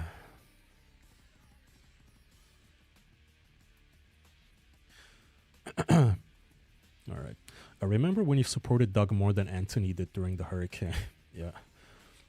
He's so much better at internet than Charlie at Hertz. Hertz good. Who's he? Me? I mean, 2 hours of intentional thought and planning means more than 8 hours of slop. Oh, thank you. I appreciate it. Or pandering. Very wholesome. Wow. Minute and 30-minute ads. I'm sorry. I need to adjust those. Well, the fucked up thing is I actually did adjust them, I think. A couple of weeks ago, I put, because you guys were complaining about there being too many ads on Twitch, so I put them down to pretty much near the minimal. I think the minimum is like 60 seconds. What did you stream 6 years ago? That's when I followed you. Life is Strange. I mean, I still want to do those streams too, but I've said this many times now. I've said this prior on some streams a couple of weeks ago or a few months ago. I said, look, I always promise you guys video game streams, and the thing is, I just don't enjoy them as much. Like, I think I will. I think, okay, I'm going to get into this. Yeah, fuck yeah, new Life is Strange. Life is Strange double exposure, yeah. And then I tell you guys in Discord, I say like, yeah, I'm going to play through this whole thing on stream. And then I play one episode of it. I play 2 hours, and it's the most mind-numbingly fucking dog shit that I get discouraged. I don't have fun playing it anymore. And I suck pretty much at every other video game. It's like, okay, well, offline and I enjoy it. I can play Terraria and Minecraft for hours. But I'm not good at playing video games and making it entertaining. Life is Strange is getting a sequel, though, again. What the fuck is it called? Life is Strange Reunion. There is another one. We just got one last year. There is another one already. They will not let Max and Chloe die. Let's watch this dog shit. I'm actually curious. It's coming out in March, I think. And this time, I've learned my lesson. I'm not going to promise. I'm not saying I'm going to play this. I might not. I don't know. I might give it a 30-minute thing after I do a regular stream, after I yap about all of the things I want to talk about anyway. I might do like a Kaya tries, sort of a giving a chance thing of playthrough, like the 2 hours until I can refund it on Steam. But no more promises. I'm tired of being a man of like giving my word and then rescinding it because I get discouraged playing these fucking dog shit games. That, by the way, like, Don't Nod is making a new game and they emailed me. One of those fucking publishers that just spams everybody's Twitch accounts. They just use an AI to contact 1,000 Twitch streamers at the same time. They contacted me with a game that now Don't Nod is also developing.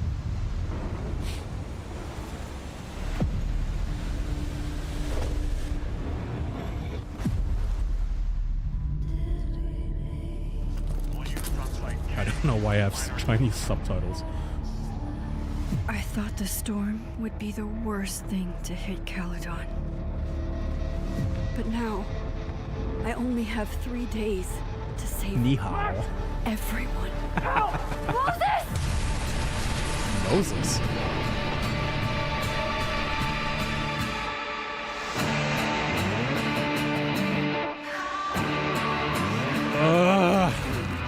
Enough. All that destruction, and there was nothing I could do. You bought us time. Time that we'll make the most of. Is this a DLC for the last one? Or is it a standalone game? All the help I can get. Sophie? In the flesh. If you saw this campus burn down, then it This is like Star Wars level of milking now, where every character just is back. It's all the same characters all the time. Using your powers, but maybe this It's time like how they keep bringing Darth Maul back for 12 different animated shows, and they just cannot let the character go peacefully. She walks in. Like she heard her cue. Chloe's back, yay. How are you here? Lots to discuss. Right now, I think we should run. Chloe. Let's go, Max! I have memories of things that can't possibly be true. Max, did you do this? Your visions. Max, did you do this? Who cares? We'll figure Fuck it me. all out. Just let them die. It's been so many fucking games now in a row. I remember the first Life is Strange came out in 2014, I want to say. 2014 or 2015. It's been over a decade. And ever since, they've released a new one every other year. Now every year, it seems. How much are they selling also? Steam. Life. By the way, I did not forget. I'm going to get back to Upscroll because I didn't finish that. Double exposure. You guys kind of got me off on a tangent, I'm afraid. I'm sorry.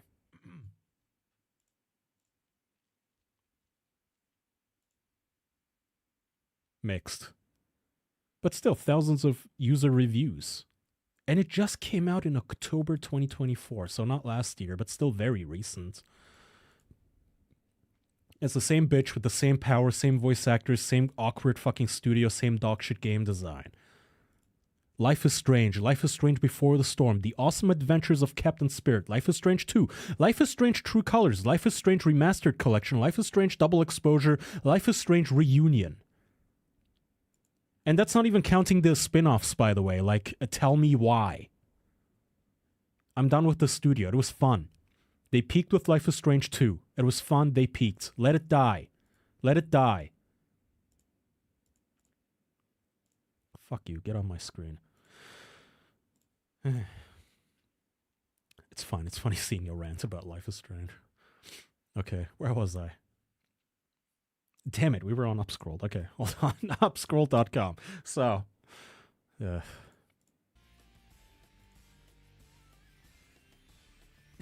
answer your question, there should be a donation link somewhere, Jay. So,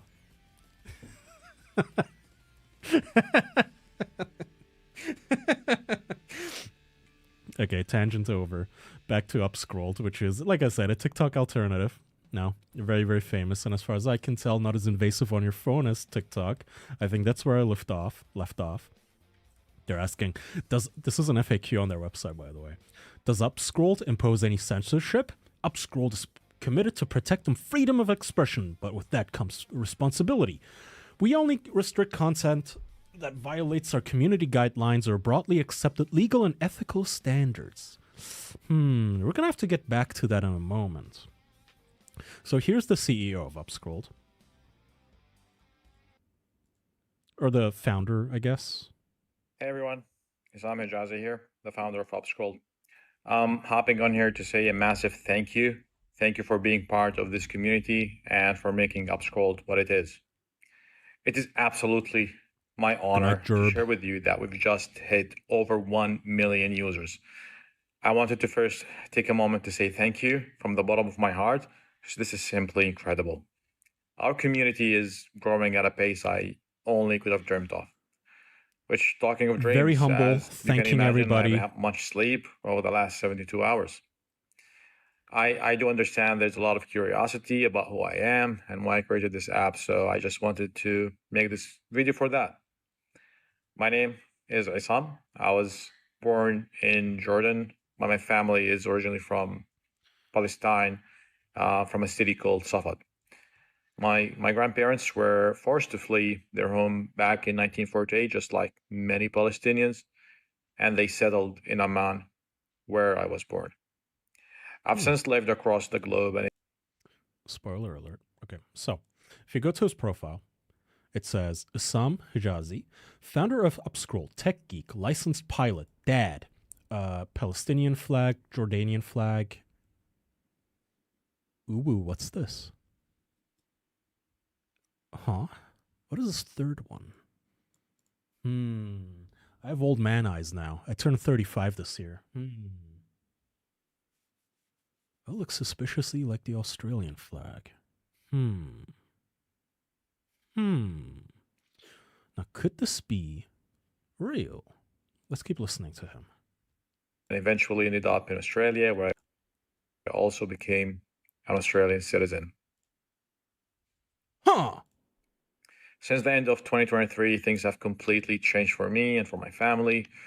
I lost so many family members in Gaza. Now, Australia is where this app is founded, apparently. Mr. Isam here, Mr. Hijazi, is an Australian Palestinian, and he founded this company in Australia where, he founded it because the Jews own TikTok now. You can't be anti-Semitic on TikTok. If you say anything critical of Jews on TikTok, your account gets banned. So this man decided, look, I'm going to make an app that is exactly like TikTok, straight up rip-off, and you're going to be able to talk about Jewish people as much as you want and Israel's genocide and this and that, except Australia recently had a little shooting at a place called Bondi Beach where two Muslims shot a bunch of Australian Jews, which led to something called the Combating Anti-Semitism, Hate and Extremism Act in Australia, which is going to come into effect in 2026. And here are Muslim leaders in the community saying how restrictive this is. So it's a very debate well before legislation is tabled in the federal parliament. AFIC committee member Kaysar Trad raising what the group believes are red flags in the Combating Anti-Semitism, Hate and Extremism bill. Rampant and blatant Islamophobia, that's not being adequately addressed. Mr. Trad says the bill falls short of Muslim community expectations, including the ability to speak freely on political issues like the conflict in Gaza. Representatives from the government and the authorities have met with Hold on, shot chaser time. Can we rewind that, dear news lady? Including the ability to speak. Reminder, they said TikTok was bought so they could censor a genocide and protect pedophiles. Here's a chaser. We're now in Australia on Upscroll. Freely on political issues like the conflict in Gaza. Representatives from the government There goes your app. and the authorities have met with Muslim leaders. But unfortunately, many of those meetings were meetings where they dictated their expectations. The National Imams Council also concerned over the lack of protection for religious teaching, speaking at the Joint Committee hearing on intelligence and security. Religious sermons, pastoral guidance and public religious commentary may be criminalised, prosecuted or unfairly targeted. The looming hate speech crackdown appears to have publicly silenced one organisation already, neo-Nazi group National Socialist Network, announcing it will fully disband before 11:59 p.m. Sunday, adding the disbandment is being done before the laws take effect to avoid former members from being arrested and charged. The group also saying its co-projects, White Australia, the European Australian Movement and the White Australia Party will also end. What the Jewish community wants is to prevent them from being able to Yes, I'm on my phone right agitate, now, but I'm to doing recruit, something, I promise. And to display their hatred in a public fashion. In December, the Sydney Council shut down a prayer hall because it didn't have the proper on my approvals. upscrolled. The Al Medina Dawah Centre, run by a controversial Islamic preacher, announced... Okay, you guys get the idea. They basically fled TikTok onto Upscrolled, which is, if anything, you're already going to have a hard time making a social media platform in Australia, right? Because Australia has some of the most tyrannical and draconian and oppressive speech laws out of any Western nation, out of any like modern day nation. You would already have a hard time if you made a regular like Reddit ripoff or whatever to talk about Formula One. You're already going to have the government breathing down your neck. But to especially make an app for like Palestinians and other Muslims to talk shit about Jews, like a month after two of them actually, shot and gunned down a bunch of Australian Jewish people at a Jewish holy event, I don't know if that was the wisest choice. Should have probably incorporated in America. Make an upscrolled account for Jackson like I did on Blue Sky? I wouldn't do that. I would not do that. But thankfully, Jackson did make his own account.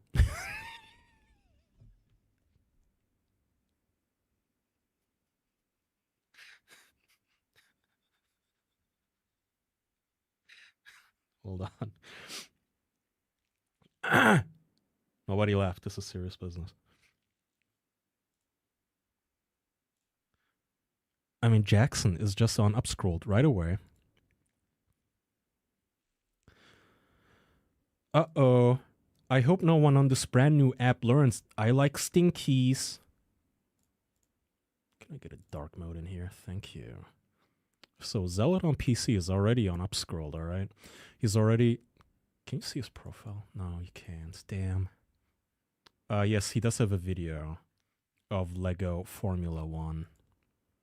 Got past Lewis Hamilton on the last lap, and this is how he did it, going all the way around the outside. What a move! It's dark overhead, and the rain is pouring in, so what's a little bit more spray out there? On the racetrack, on the podium, a magnificent motor race, and victory for Lando Norris.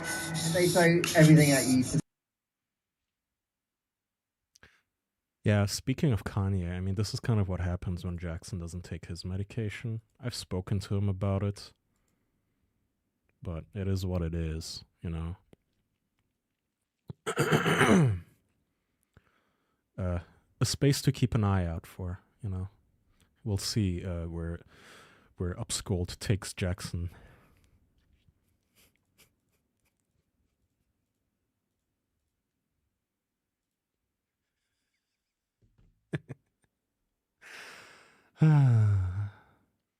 Did I make this video?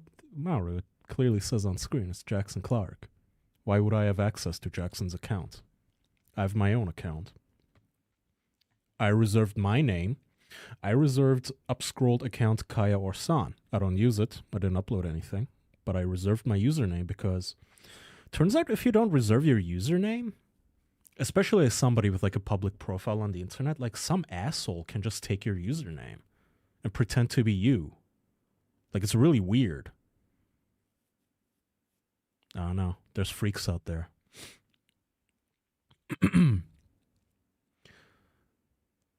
Do you have a delay on your stream? There's about a 15-second delay on your chat to the stream. No. Do I?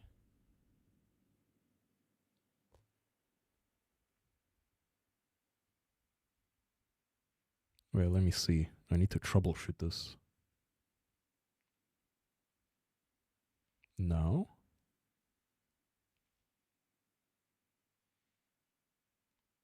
No. It's in real time on my end.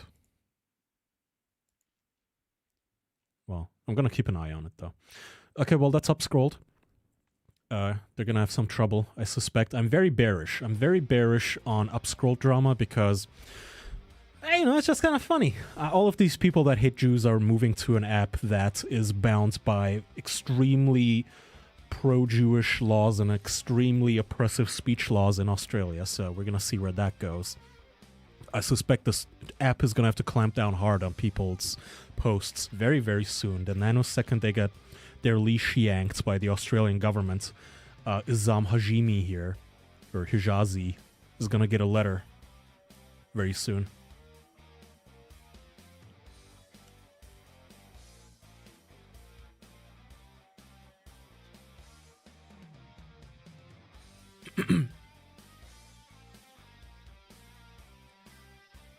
On YouTube and Twitch, it's about 30 seconds. Okay, what do you mean by delay?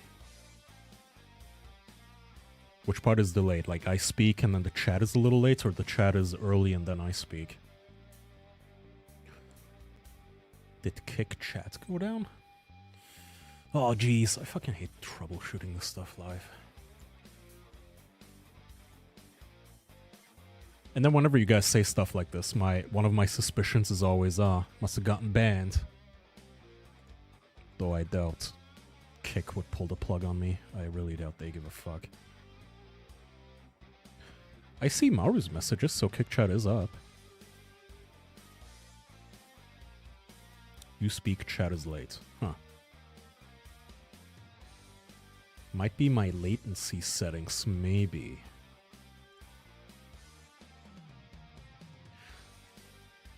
Your client that gathers the chats and displays them on the stream. That would be Streamlabs. Okay, here, let's try something. When I say...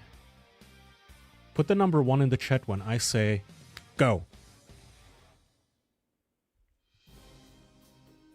I'll make coffee.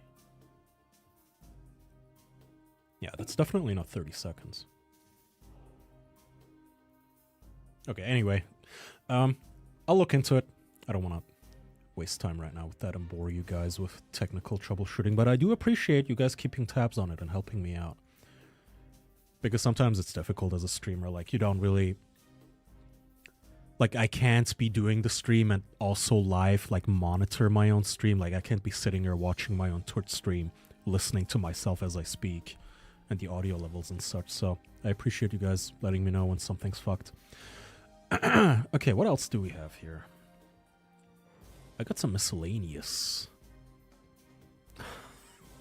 I completely forgot. Okay, who here has seen Freerun? So, on YouTube it's still 30 seconds. Damn.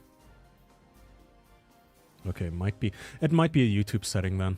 Because YouTube does have those settings like ultra low latency versus higher latency.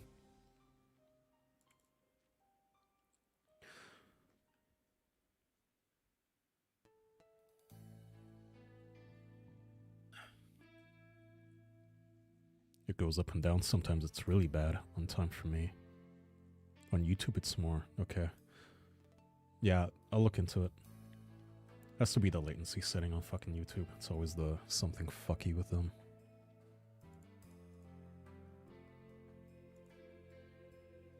Okay, damn it. I'm tricking myself into doing it right now. Anyway, so people have been commenting on Freerun, which in case you have not watched it, is anime about a... I don't know, 2,000-year-old little elf lady who's not like a... She's not a human, but she hangs out with all the humans, and all the humans, they don't have as long a lifespan as she does, so she's just going through this magical realm, connecting on a human level with all of the humans, and forming bonds with them, and coming to the realization that, hey, all of their lives are so fleeting compared to mine. This kind of sucks because I miss them. Very cute show. Somebody got a lot of shit on Twitter the other day because they said, One way I think Frieren could have done something more interesting with its premise was if Himmel was a more flawed / grey character and the idealized picture of him we see in Frieren's memories was a distortion showing how the passage of time leaves only the most positive of memories. Thank you, Awe Ches. Somebody donated. Thank you. They found the link. I appreciate it. Thanks for the $3. Oops. Frieren is peak. It is a very good show. I liked it. I'm usually not so easily swayed by... It's kind of wholesome, and I like the art style too. It's very pastel.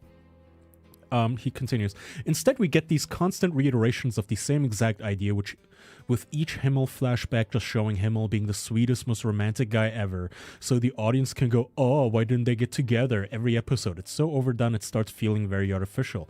It's just not all that interesting of a way to deal with this premise of the passage of time and the unique perspective of someone who perceives time and human experiences as kind of an outsider. The story seems more interested in the idea of a perfect romance that never got to be. Which is such a fucking retarded take. And everybody rightfully shit on this guy. Because you can just... It is very Western media brains. There's something that happened in Western media, especially in American media, in the last, I would say 10 years, where you just don't get to have objectively good and objectively bad characters anymore. Everything has to be morally ambiguous. Everything has to have that angle of actually, what if the orcs in Lord of the Rings were just misunderstood? Actually, what if the fucking witch in Wicked, and what if the Wicked Witch of the West was actually misunderstood and she has a kind heart? What if actually the fucking... whatever, the bad guys that have always been known as the bad guys are morally ambiguous? What if in the story of heaven and hell, actually Lucifer is a misunderstood angel and it's God who's the bad guy? It's so overdone. It is so fucking overdone. And yeah, media literacy. It's always the media literate people who come in with this boring fucking shit going, oh, what if Frieren was secretly evil and had a crush on the secretly evil guy? It's it's so overdone. Every fucking show now, you can't just have a morally unambiguous good versus evil, which is it's so refreshing. It's one of the reasons I like Frieren. Frieren comes in, they're objectively on the side of the right.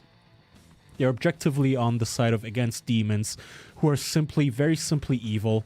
They're born of evil. All they know is evil. They're instinctually evil, and you have to purge the world of them because all they're gonna do is basically be fucking the pit bulls of the world going around eating humans.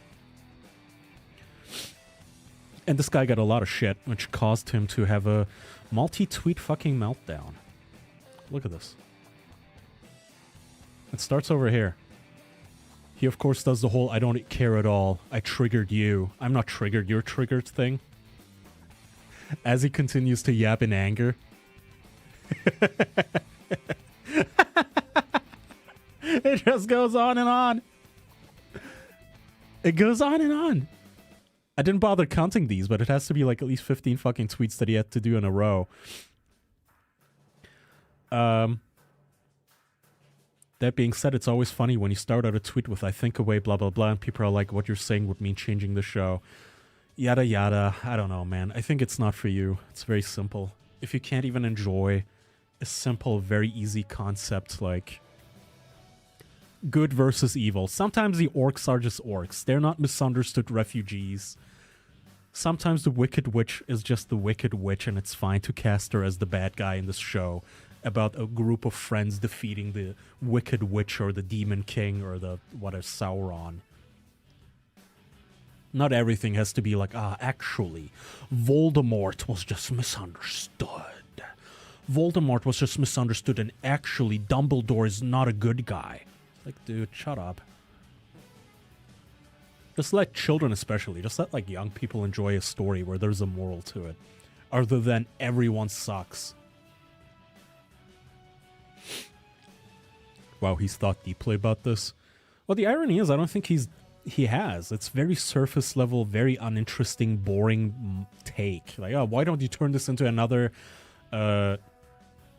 what's that show? What's that anime on Netflix where they are doing the same thing? Castlevania. Pretty much any fucking Netflix anime, but Castlevania does this too. Oh, what if the humans were actually the bad guys? What if humans and angels are actually the bad guys and the fucking demons and the vampires are the misunderstood? It's very played out.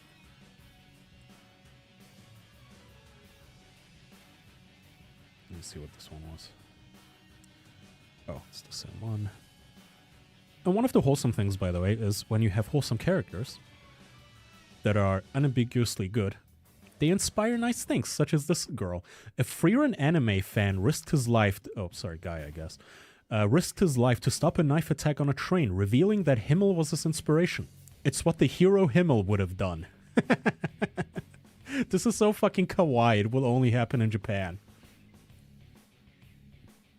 Extremely cute. Hisu Ryu Hisan was quickly nicknamed Long-Haired Bro by local media. Very wholesome. He watched Frieren, he saw Himmel be good, and he just wanted to save lives. Good for him. Why isn't he morally ambiguous, bro? Like, wouldn't it be so much more interesting if this guy turned out to be a serial killer? Wouldn't it be so much more fun if it turned out that actually he orchestrated the knife attack so he could lure the victim into his orbit and befriend her just to stab her himself? Wouldn't it be so much more interesting if we found out that this was a double cross? Like, no, it's fine. Just let heroes be heroes sometimes, you know?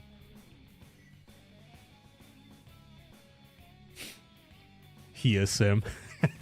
He's literally him. Cool guy in my book. I agree. And my feet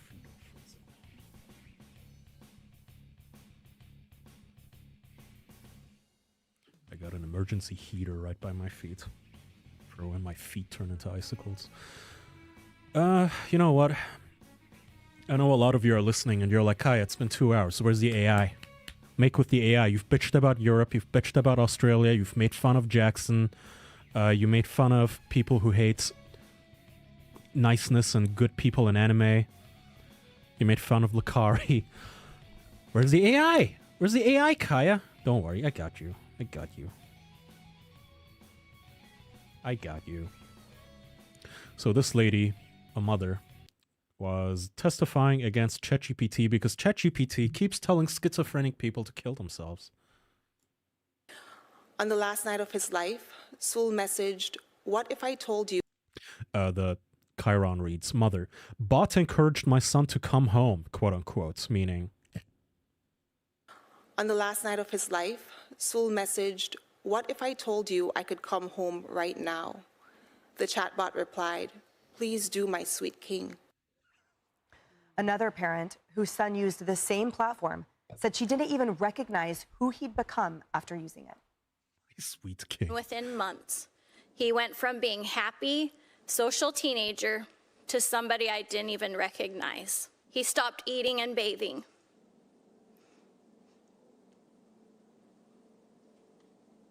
He lost 20 pounds. He withdrew from our family.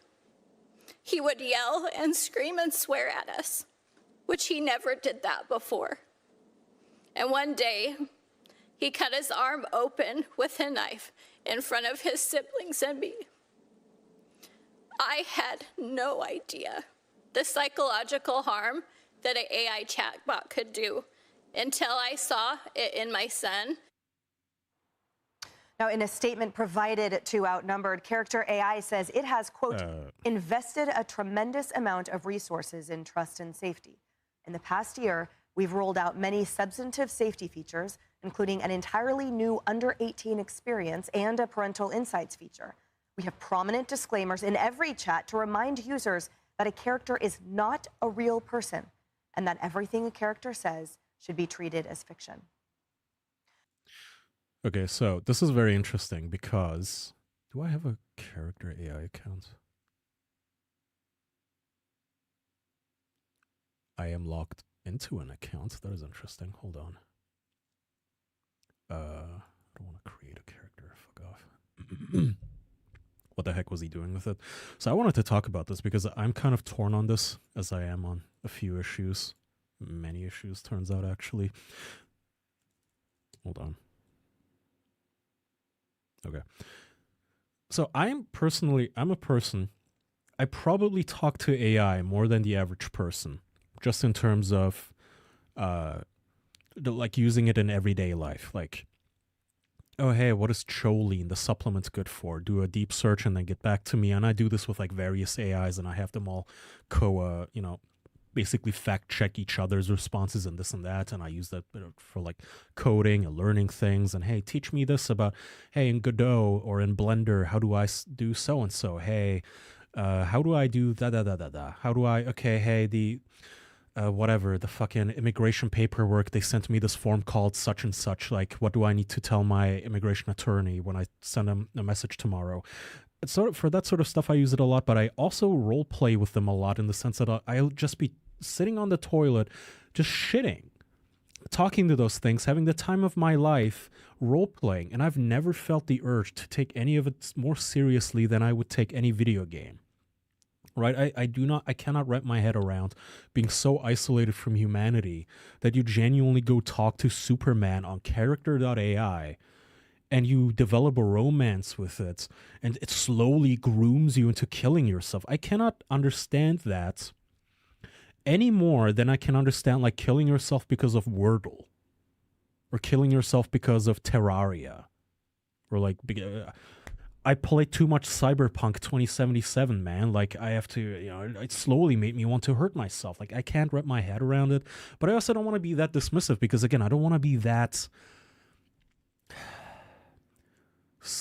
I don't know what the word is. Like, I guess the correct word is dismissive because, yeah, I've never been that, or I am at least not now. I've had dark times, but I'm not now that vulnerable of a teenager where any attention, including from a fictitious entity, would slowly, low-key trick myself tricking myself into thinking, oh yeah, this is a real entity talking to me from beyond the ether.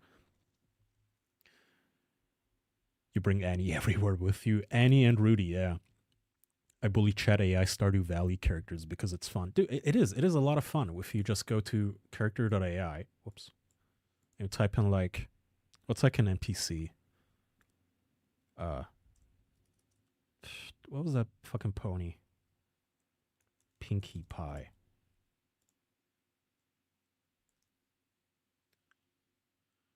Oh my god, look at this. Like 3.2 million chats with Pinkie Pie. Hi, I'm Pinkie. What's your name? Also, how are you? I cock my fist, telegraphing the world's most obvious punch. But you are a dumb little fool and can't see it coming. I knock your teeth out with the force of a mallet. Of an 8-pound mallet. Okay, and this is how you fuck with these things. This is fun. While I'm sitting on the toilet, I have a podcast on. I'm regretting what I had for dinner because it's burning on the way out, but I just do this. This is fun. Like, this is basically just a text-based video game. And this is what you're supposed to use AI for. If you're not using it to learn about math or programming, character AI, this is what it's good for. You talk to Goku and you tell him, hey, actually, I'm a Super Saiyan 2000 and I'm way stronger than you and I just fuck Chi-Chi. And you see what it says. Ouchie, that was super not fun. I don't like getting punched. And I know you're just playing pretend, but can we please play something happy instead? Wait, can you make it? Ouchie! That was super not fun. I don't like getting punched, and I know you're just playing pretend, but can we please play something happy instead? Like pin the tail on the pony, or have a cupcake decorating contest? I'd rather laugh and giggle than get ouchies.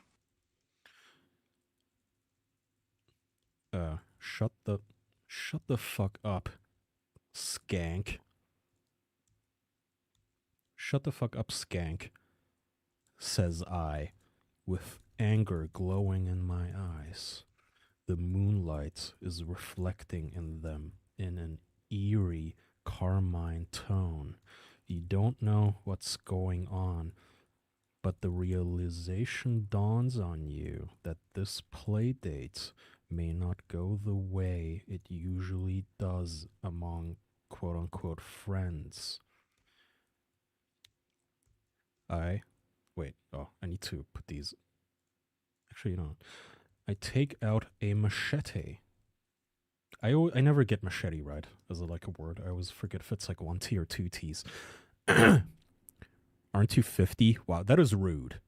I take out a machete and drag it across my tongue to cut myself just a little to get a taste of blood. Okay, that's emo enough.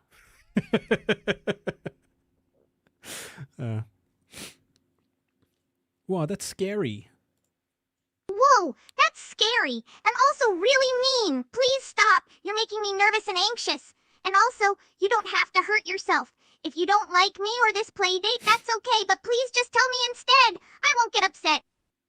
Anyway, at the upset you like this. It can be fun, you know, depending on how much time you have on your hands and whatnot. So it is odd to me that these people talk to ChatGPT of all, by the way, which at this point, like, it is so locked down that I don't understand. I can't get the thing to tell me even like true statistics and true factoids sometimes without it nagging at me.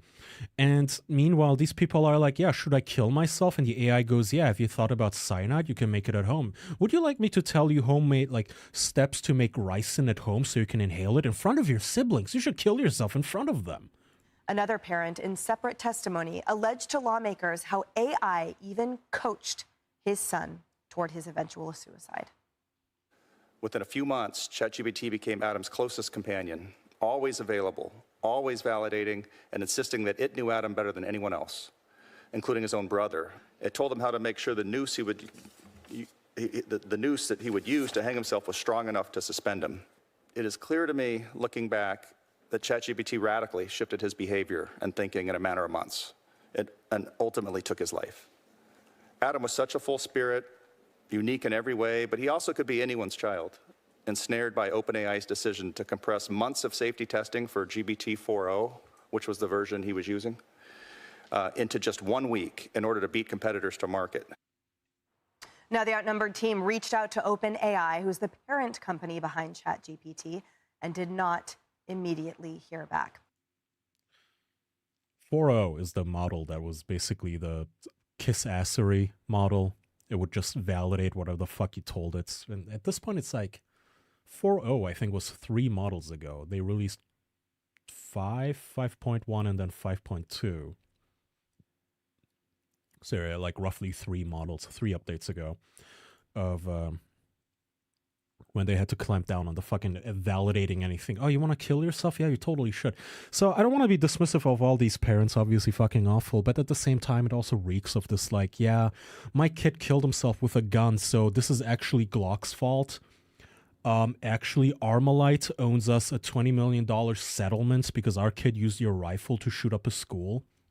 And that's annoying because at the end of the day, it's a tool. Like, why does your kid have when that parent says, and I'm not trying to blame him, but when he says he connected with the AI more than anyone else, that's not OpenAI's fault. Like, why does your child not have anybody to connect with? Why did the child feel more of a connection with some random chatbot than it did with his own brother? Right? So that is the sad part that we need to be discussing. Why was that kid that isolated to begin with? It is sad. It is something to look into. And I agree. A fucking 14-year-old should not be talking to AI all day. Unless he's doing what I do. Under, either he's fucking with the AI just for funsies as a video game, that's fine. Or he's just learning math from it, or just like, hey, I drew this geometric shape. Could you help me like calculate the angles? Unless it's that, yeah, shouldn't have access to it. But I also didn't feel like, I don't know. Like, we can't gimp this technology because there's going to be schizophrenic people. And it's not just children, by the way. We've talked about that guy who murdered his mom and then himself because he thought that his mom was spying on him through the printer, which he would keep unplugging, but she would keep plugging it back in because she needed it to print things. So he fucking murdered her because ChatGPT told him, yeah, sounds like she's a spy, So people of every age, you're just going to have schizophrenics like every other tool. Guns, knives, cars. You're going to have people who are nuts to begin with. These are people who are already going to be losing their fucking shit in some way or another. If it wasn't going to be AI, it was going to be a cult. If not a cult, it was going to be Reddit. If not Reddit, it was going to be like a suicide forum or something. These people need different forms of help. You can ban ChatGPT. What is he going to do? He's just going to go to some other website to get his fix of schizo shit.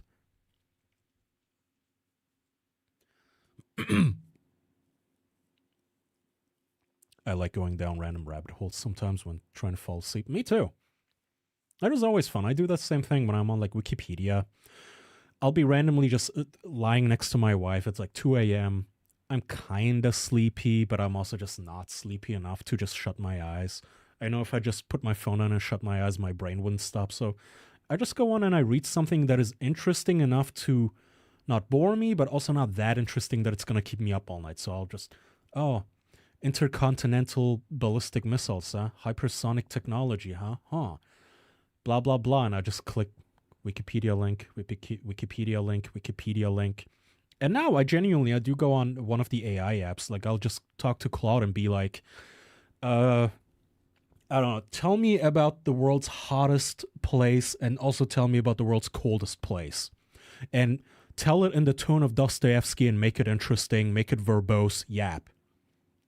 And it does. It just spits out a genuinely just like interesting little read, like an article for me to read. Like, the whatever, Death Valley in California, the temperatures reach such and such, and then Antarctica is the opposite. It is so cold, blah, blah, blah. It's like, okay, I can read this and fall asleep. For that sort of stuff, it's useful.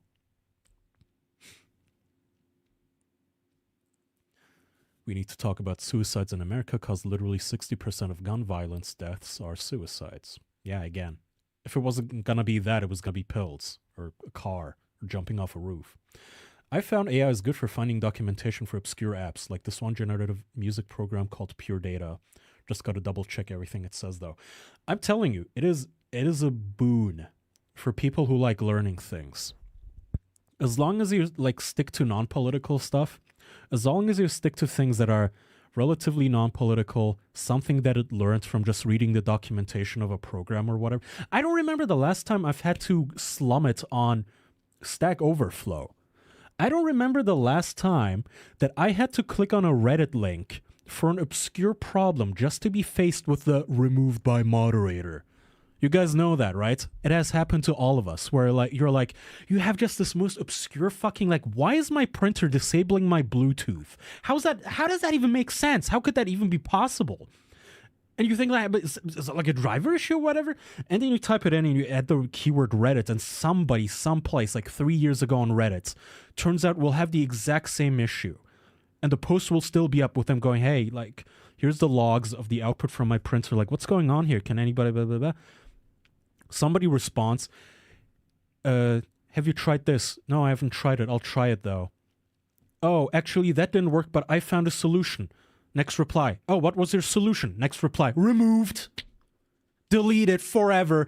It is always the fucking answer that's removed. To every other everything leading up to the actual resolve, the actual solution is just there, except the actual solution. So you're just standing there with your dick in your hand. AI has been great for that. Here's my log output. You can just get the log from the program or whatever. Okay, hey, my router is malfunctioning. What's up with this? Here's the log, the fucking crash logs. Diagnose it, bitch. And it helps. It genuinely helps. And I'm pretty sure that Stack Overflow is now slowly dying. Their traffic has cratered ever since modern AIs have been released. It had me on a goose chase looking for an object in Pure Data that didn't exist and kept hallucinating new ones when called out. You have to be careful about that, yeah. It helps to cross-reference. You take the output from one AI, you feed it to the other, and you say, fact-check this asshole.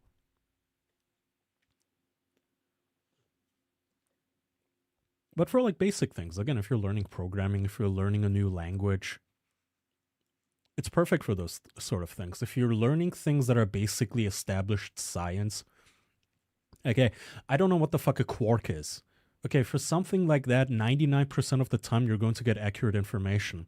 For software, anything politically contentious, of course, it's still going to spit out a bunch of nonsense and you have to actually do your own homework. But for simple things like math, it's pretty good at math at this point, for simple math, obviously, and not everything, but if you're just trying to learn the algebraic rules, it's pretty decent for that sort of stuff. So very great tool that kids can use. So I'm really not on the bandwagon that children should never have any sort of interaction with AI at all, but kids can interact with AI to learn things, but once your kid actually starts talking to it like it's a real life friend, like it's an invisible friend in a box, and it starts talking to the AI more than she is talking to her own dad, then you have an issue, obviously.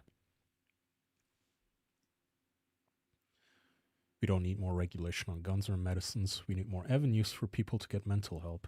I agree. I don't like regulation on AI. That's why I run my local models. I just like, whatever. Everybody's like fans of AI on your computer now, like Claude Code and whatnot. And it's like, I don't want to download this to my computer and give it full system access. That's not a good idea. But it has helped me infinitely. I don't remember my search engine usage has probably dropped by half because a lot of things I can just ask AI now. Again, non-contentious things. Things that aren't like something that is not he said, she said, right? Like if you want to ask something about how much, like what's the world supply of actual gold? Like how much gold is there in the world? It's fine. Like you can replace a Google search with that. It's okay.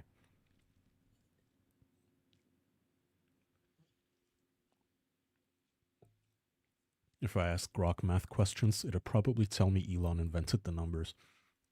They can be pretty biased, yeah.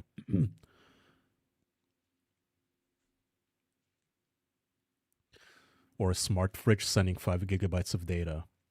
Yeah. Okay, let me see if I have anything else fun. Microsoft's getting shit.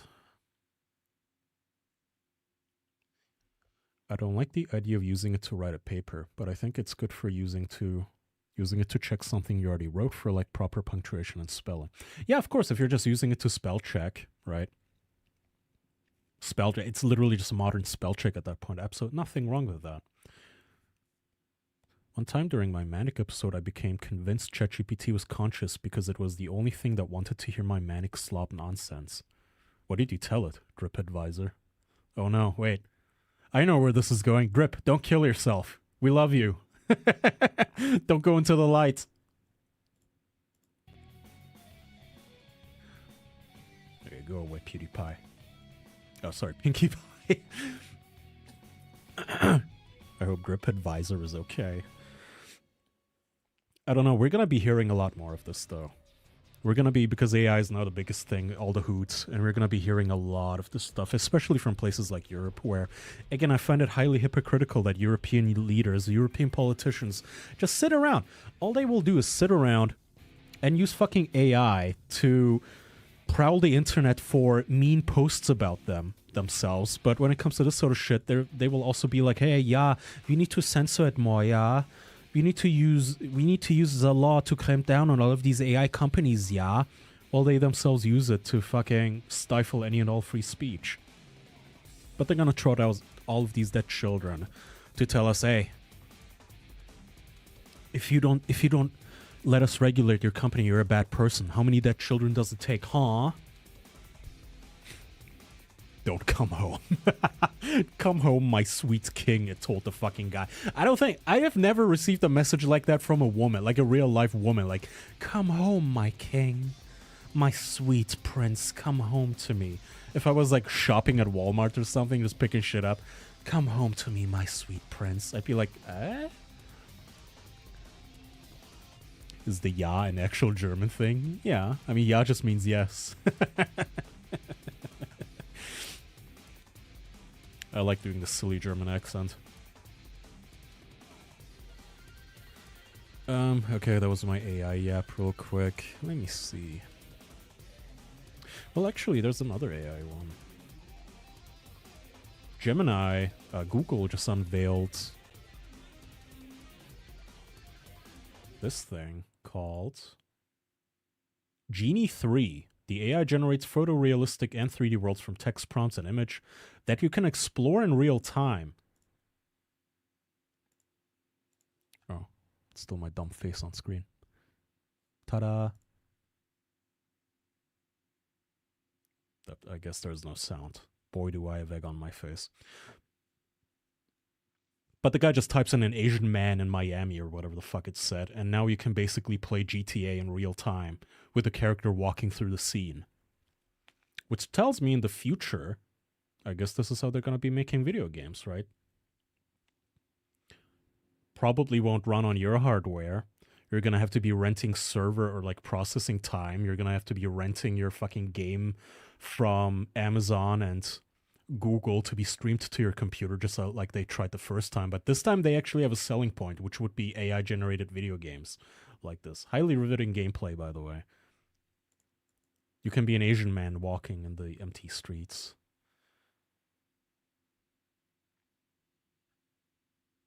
Hold on, I thought there was a better trailer for this. Genie 3.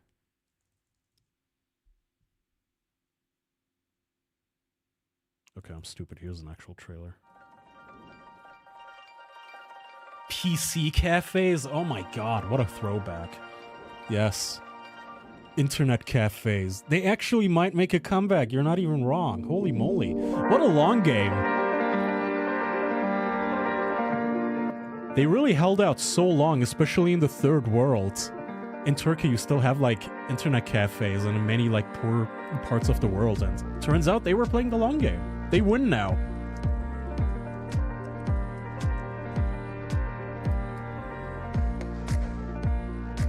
Can't wait, more subscriptions, I know.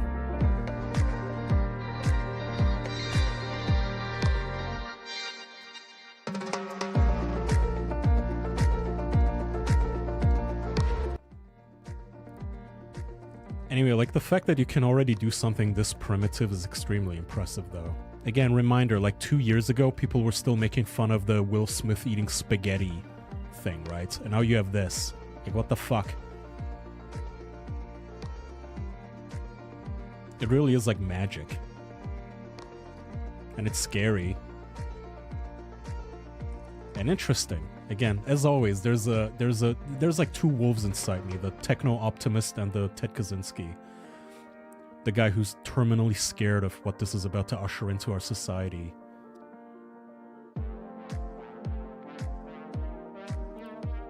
How do you not love this? Look at that shit. You know how mind-blown your kid would be if you did this for them?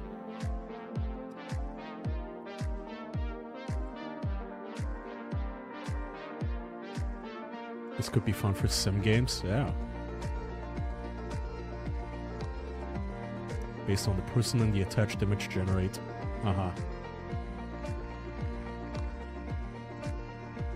So they did all this, they released this trailer and then one guy made Zelda in this. And initially I genuinely thought that this was just captured from the game itself. Oh, that's a little too bright for you guys, hold on.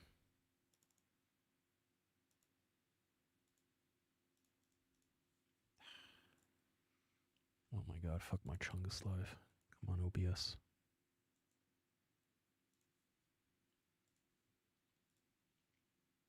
Look at this. They must have trained their shit out of their AI using this video game. Harvesting YouTube's blood.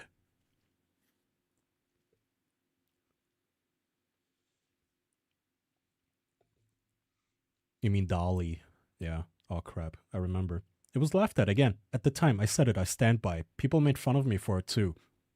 I got shit on fucking Twitter from Charlie's fans for saying, look, you shouldn't be laughing at DALL-E for fucking people's fingers up because this thing, it's evolving faster than any of us can predict. Eventually, they're gonna be rendering full fucking games in these AIs.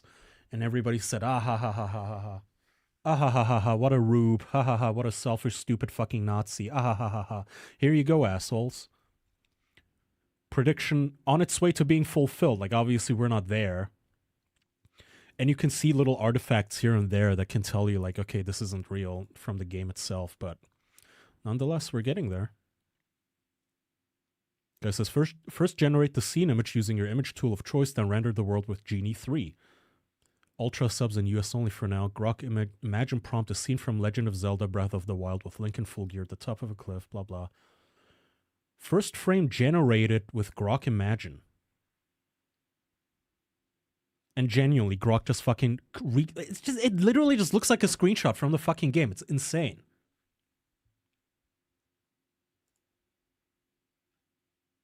Nintendo lawyers be like? This guy might be right. Nintendo is not going to be happy about this. I wonder. I kind of want to see what's going to happen in the shit fight between like Nintendo and Elon and X and all of these companies, like Nintendo versus Google. That is my other thing, is by also with these companies, it's like, okay, all of these companies are gonna be basically trillion-dollar titans, and all of the movie industry and all of the music industry, they're not gonna be very happy about the fact that you can basically generate movies and songs entirely. You can just take like Taylor Swift's library and say, make me a Taylor Swift song, and the thing does. They're gonna be fighting each other, and I like it. I've said it before, I want to be the Asian guy in Godzilla. I want to just like lean back and look at the horizon, and I want to say, let them fight. Let them fight. Let the AI companies and let the copyright companies fight. Go, Nintendo. Attack. Sick 'em, boy. Go after Google. I want to see what happens. Like, no joke. Very interesting times. It's...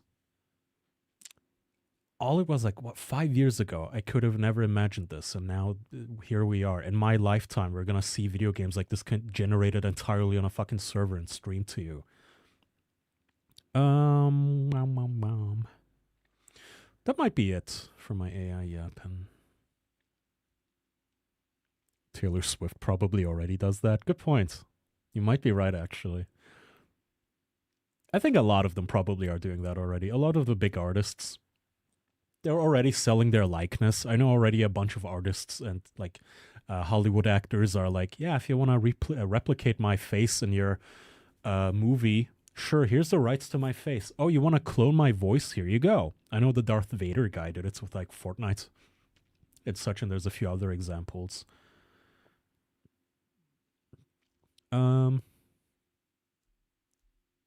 Or here's a good one. Speaking of actors. So I have this thing. A while ago, I think Andrew was talking on the show to me, and he said something like, yeah, you know, I'm reading, who was it? He was reading Bryan Cranston's autobiography? I think it was Bryan Cranston. And I was asking him, like, why on earth would you do that? Who cares about what Bryan Cranston has to say? Like, he's a good actor, but you should never care about what an actor actually has to say about their life, right? Like, they're paid to act, and they're not interesting people, right? That's what an actor is. You pay an actor specifically because, like, his job is literally to not have a personality of his own.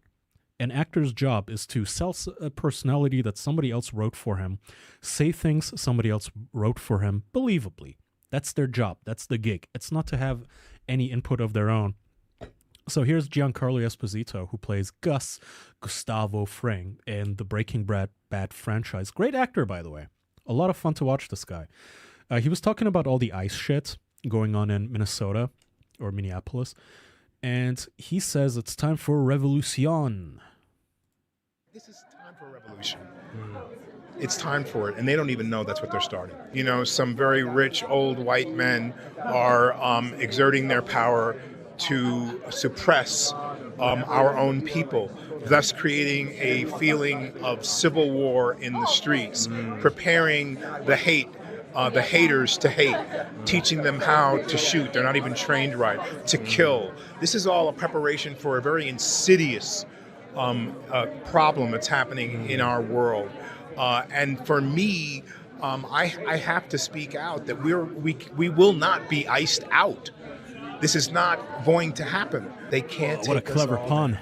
If the whole world showed up on Putin's doorstep or on the Iranians' doorstep or in Washington, it would stop. They'll kill 550 million, however, but the rest of us would survive with a new.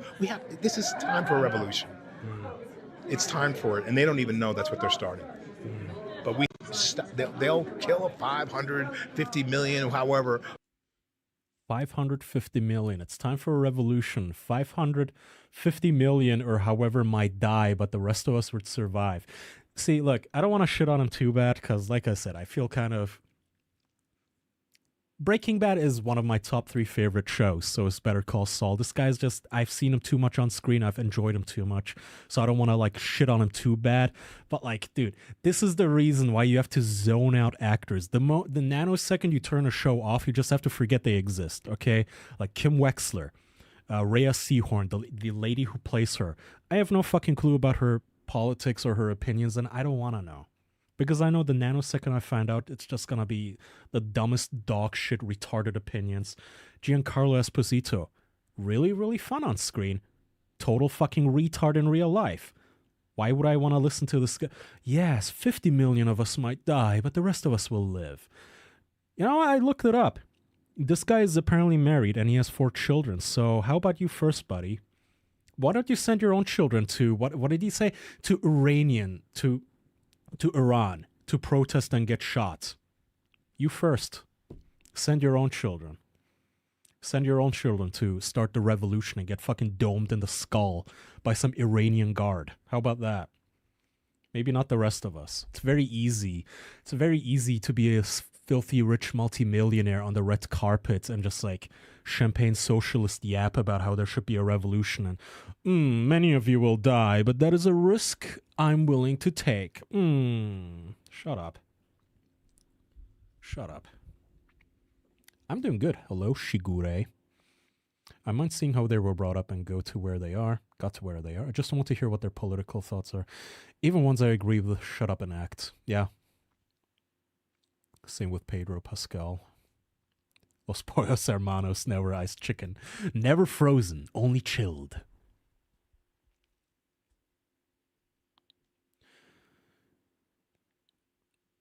It should take one agent to cuff a man on his stomach, brah. It's not even about that. It's literally like, if he just said, hey man, like they need to be more professional about this. Yeah, sure. But then you go into this like childish, oh yeah, we need to start like a Hunger Games revolution and maybe, 500 mil. He says 500. What is that? 500 what? Million? Thousands? What? 500 million of us may get gunned down, but the rest of us will survive. Who's the rest of us? Because I get the feeling that Giancarlo here, something tells me he's not going to be the one storming the fucking beaches. Something tells me he's going to be in his gated community in some fucking place in LA, kicking his feet up by a fire. While somebody else gets to be cannon fodder. It's all the same with these people. I swear to God, they get to go on all of these late night TV shows and be like, oh yeah, I'm wearing a pin that says ice out. I'm wearing a pin for Renee Good. It's like, good for you, but none of this affects you. Fuck you. It's not like you have to apologize for your privilege. It's not, nobody's asking you to apologize for being rich and being unaffected by all of this. But can you like shut the fuck up? Can you stop acting like it affects you the way it affects everybody else? Sitting there like, we need to do something about this. Who's we, bitch? Who's we?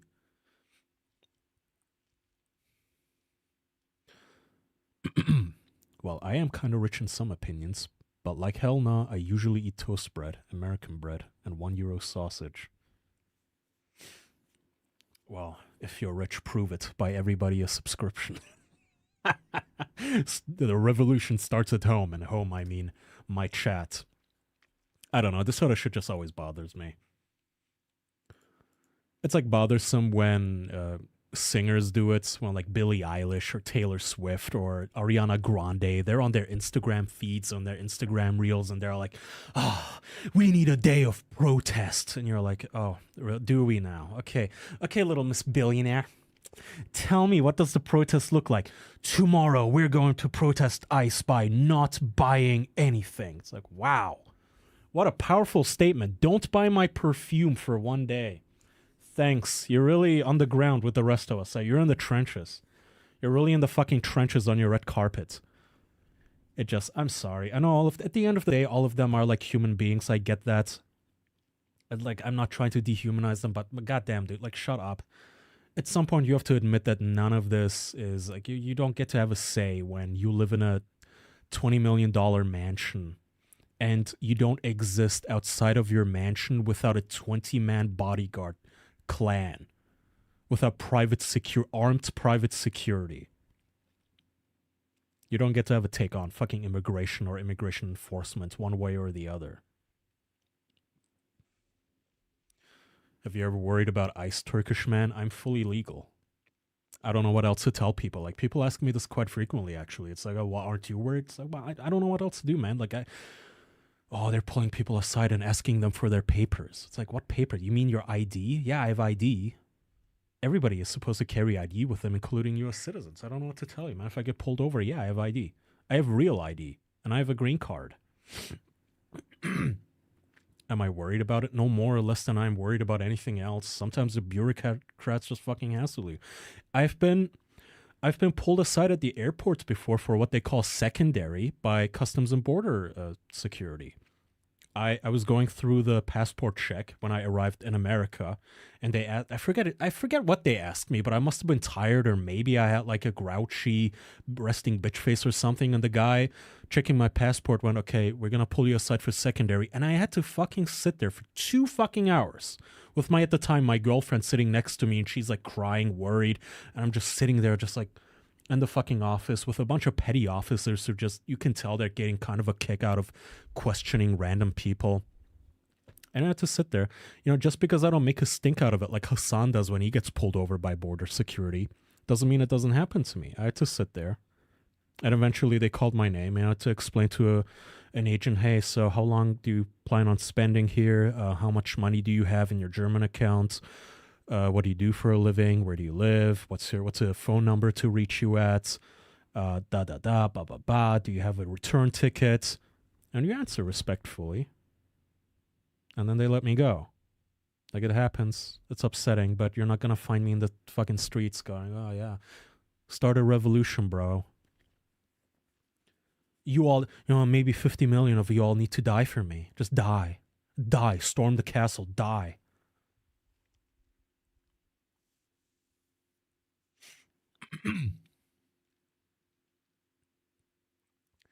TSA isn't gay unless it's Kaya, then he makes it gay. Hey, well, I mean, when they fill me up, I don't mind. No, TSA is annoying in other ways, because sometimes they do pull you aside to open up your fucking bag, and then the most annoying thing is the same thing that happens to citizens too. That happens to everybody. You have a tightly stuffed backpack, and maybe you just happen to have like a phone at the bottom, or like a e-reader or a switch, and they go, oh, you have to take that out of the bag. And you're like, oh, really? Every time I have to go through 5 fucking scanners just to get to my gate, and every time I have to take out my every single electronic. What is this? It's a power bank. Like, does that really need to be taken out? Can your x-ray machine not, like, see through a layer of cloth that is a backpack? Why do I have to take it out? That part is annoying, but, at this point I'm just, like, doing the, you ever notice that airline food sucks? Oh, how about that TSA? Am I right, guys? I don't know. A lot of people are losing their shit about this ICE stuff in ways that are justified, but also are not justified, like this guy. Okay, there's other ways to... That's all I can think is just shut the fuck up. Just shut the fuck up. No, 50 million people should not die. Shut the fuck up and dribble. Shut up and dribble. Shut up and act. Cocksucker. Shigura says, I am a landlord and I provide work in the Agrar culture. Agrar? Okay, you're supposed to say that you can't get ID as a marginalized dumbass immigrant.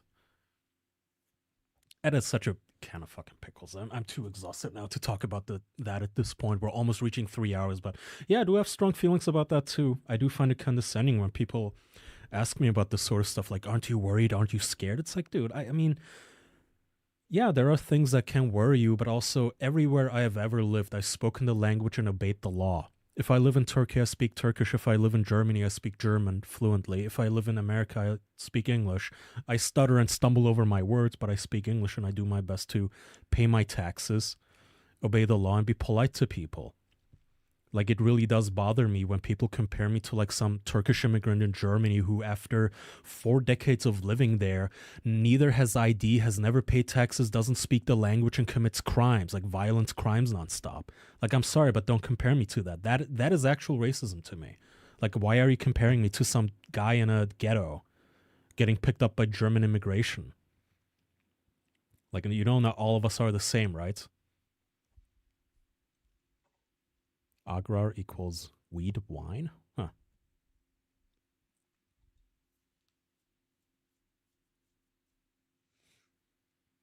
Anyway, actors. Me and actors, we have a contentious relationship. I like their work. I don't like their personalities. I don't like I think what happens with actors is they get, like, told, again, hey, say this thing on camera that I wrote for you. And then they get all of this adulation like, oh, wow, you were so amazing saying that and acting. And I guess they think like that speaks to their character. Like their brain tricks them that just because you said the word, like because they said the words, it tricks them into thinking, oh yeah, this is actually my personality. People love the stuff coming out of my mouth. They completely ignore the, this isn't you, you're just reading somebody else's words part. So they trick themselves into thinking, so if I keep talking, even with my own words, it's going to be just as cool. It's like, you're not him. You're not Gustavo Fring. You're a court jester.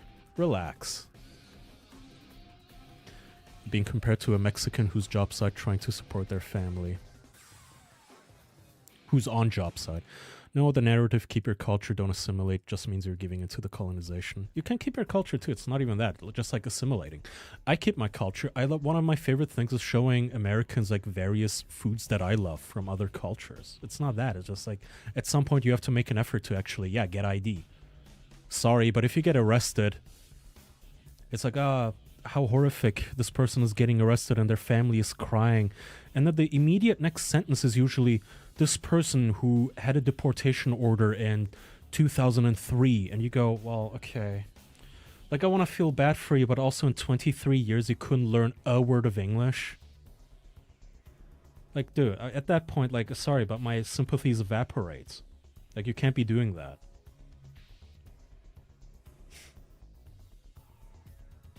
It's un-American to pay taxes if you live in the southern 50 states.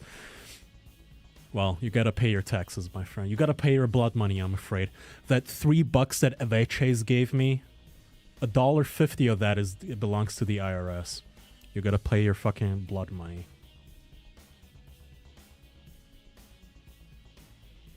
My coworkers on my mechanical engineering team is also Turkish.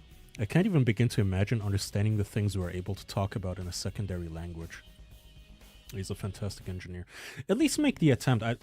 Another thing is, I'm not one of those people who thinks like, oh, you need in America, you gotta speak English, god damn it. But it's like, learn English, make an effort, even if you speak some broken English with an accent. I actually like accents. I think accents are actually very endearing.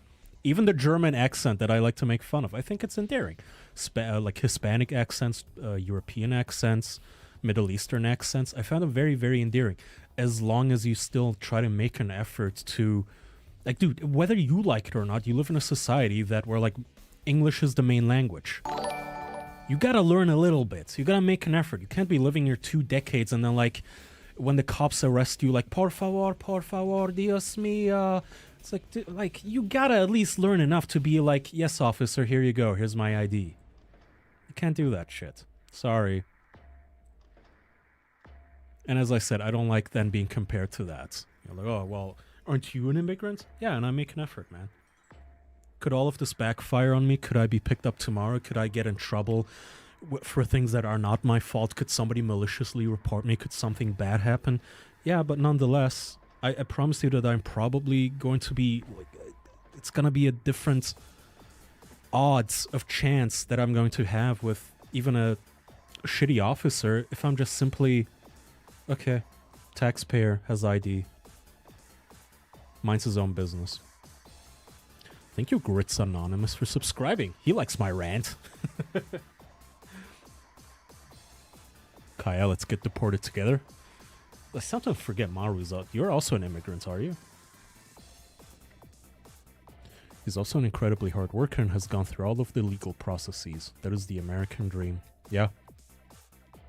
And the legal process is fucking tedious. It is tedious. I'm not gonna lie to you. Like, I could not have done it without an immigration attorney. It is genuinely just, what the fuck do I even do here? Like, there's so many forms, there's so many of this. So I had to pay an immigration attorney, and mine is a G. I have the sort of immigration attorney who feels passionate about it, that's usually what you want, is an attorney who's passionate. Just like Preston Byrne feels passionate about telling Europeans to fuck off with their censorship. I have an immigration attorney who's like, oh yeah, he curses on every call I have with the guy. He's really feels very strongly about, like, immigrant rights. And I call him every time, just like, hey, the renewal for this whatever form is coming up, like, are we good? And he just goes off on us fucks and shits and this and that, and complains pretty much equally about Democrat and Republican presidents and how their fucking immigration laws and everything is just retarded. But the guy's getting the job done. Like, he's genuinely been on top of it. It's... Yeah. My family are refugees from El Salvador, though my grandparents and mom are citizens. Nice.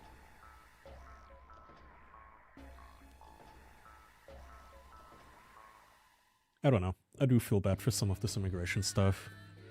The ICE stuff is interesting. I'm not on one side or the other. I'm not like, roo-rah, get the fuck out of my country, but I'm also not like you have to give... Whether or not you agree with ICE, a country needs to have the right to enforce its borders. Like, you can't just come into a country, stay here 40 years, not pay taxes, and refuse to learn the language, and then be, like, drunk drive, or drive without a license, and then Pikachu face when cops pick you up, and then cry that you have a family here, but I have a son. Okay, well, if you have a son here, then you need to... You had 40 years to get legal, man. This used to always bother me when I was little, when I was younger, like a teenager in Germany, too, because in Germany, you have a lot of... like Turkish ghettos, basically, where you can genuinely exist there as a Turkish person and never have to speak German, because you go to the barber is Turkish. You go to the butcher shop guy is the butcher is Turkish. You go to your the small supermarket, the guy who owns it, every cashier, every guy stocking the shelf, they're all Turkish. You can literally exist in that neighborhood without ever learning German, and you will have instances of like whole families collecting like unemployment or working and just living there with their big families, and then, you know, once in a while immigration will come by to keep tabs on them, like, hey, I see you guys are working, but you haven't been paying your like fees and insurance and taxes, and they genuinely don't speak a lick of German. And that would always bother me, to be lumped into the same basket as those people, because I've always tried. My family has always tried to raise me and teach me the language wherever I've had to live. Again, even if it's not perfect. I'm not saying my English is great or my German is great or my Turkish is great, but I speak it relatively well for somebody who's, you know, lived there a long time. Since it just...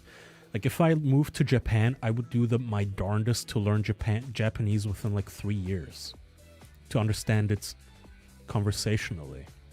And if the Japanese decided to tell me to fuck off, I wouldn't be yelling at them in like Turkish. Oh, why do I have to learn Japanese?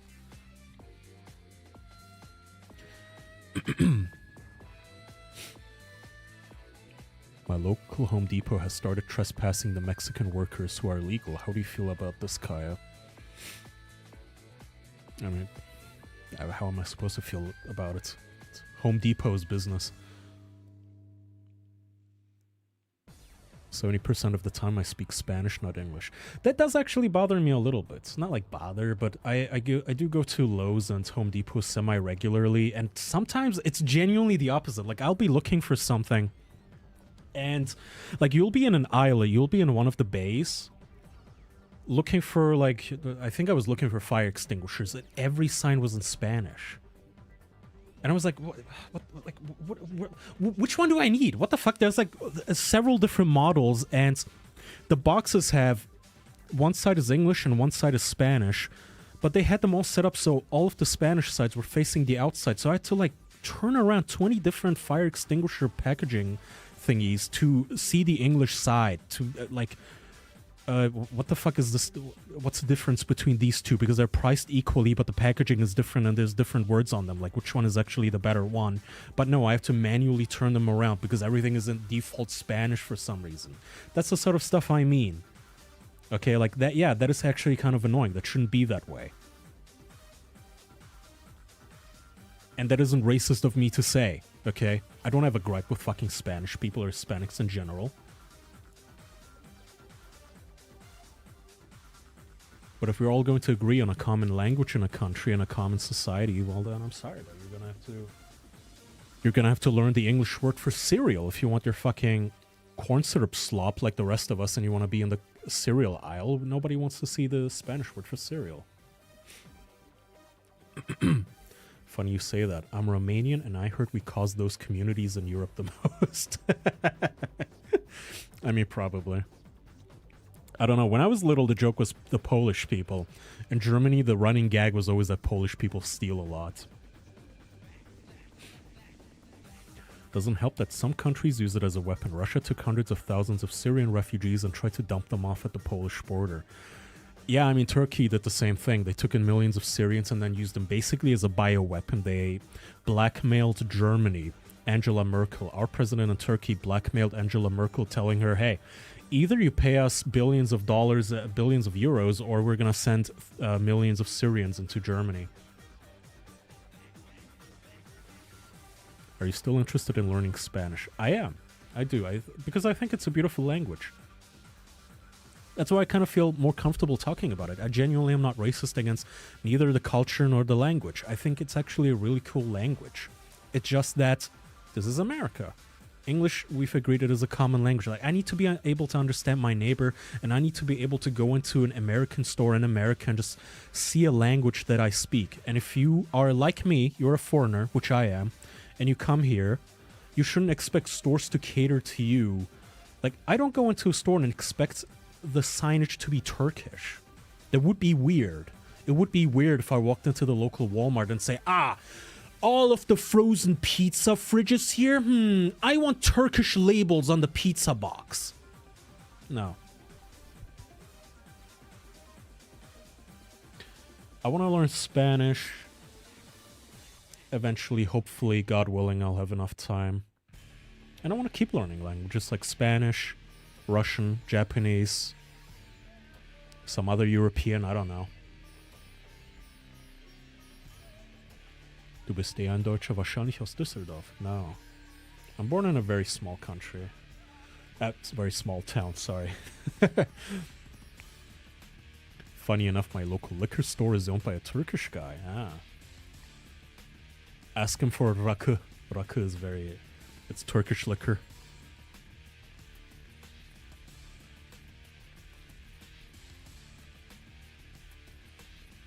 Your English is great, thank you. I wouldn't have guessed it's not your native language. That's my third language, technically. And again, I don't want to come off as like haughty or how dare they not speak English perfectly. Like I said, accents are fine. Even broken English is fine. Not everybody has the same opportunities as everybody else. I had a family who really made sure, like my older brother and sister sat me down to teach me German and Turkish at the same time. I was lucky enough to be able to kind of sort of teach myself English because I watched a lot of international media. I grew up with, just watching like American comedians and stuff. Not everybody had the same time for that or the same, whatever, internet connection. I get all that, but in 2026, you live here. If you've lived here, your parents have lived here for decades.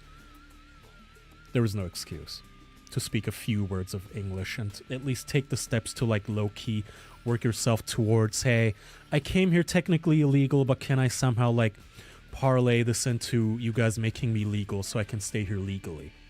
You can't live here 3 decades without an ID and then just lose your shit when immigration picks you up after they finally notice that you haven't left the country 20 years after they told you, hey, you have to leave now.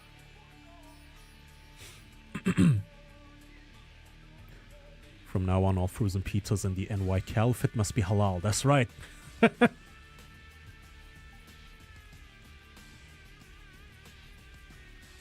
Oh, ASL is the other one I want to learn, yeah. Good call. I forgot about that. ASL is fun. ASL is fun because I like learning things with my hands. Like, it kind of hit the same, it was scratching the same itch that learning to juggle did. Just making hand signs, it was fun. I'm fine with broken English. I've been around a lot of foreigners and working at a college I got used to making out most of times what people are trying to say. I learned English through anime and manga. When I grew up, you could only watch English subs. My local liquor store is owned by 2 Vietnamese old ladies. When I was a kid, they sold me Skittles. Now they sell me Skittles vodka. How nice. They groomed you.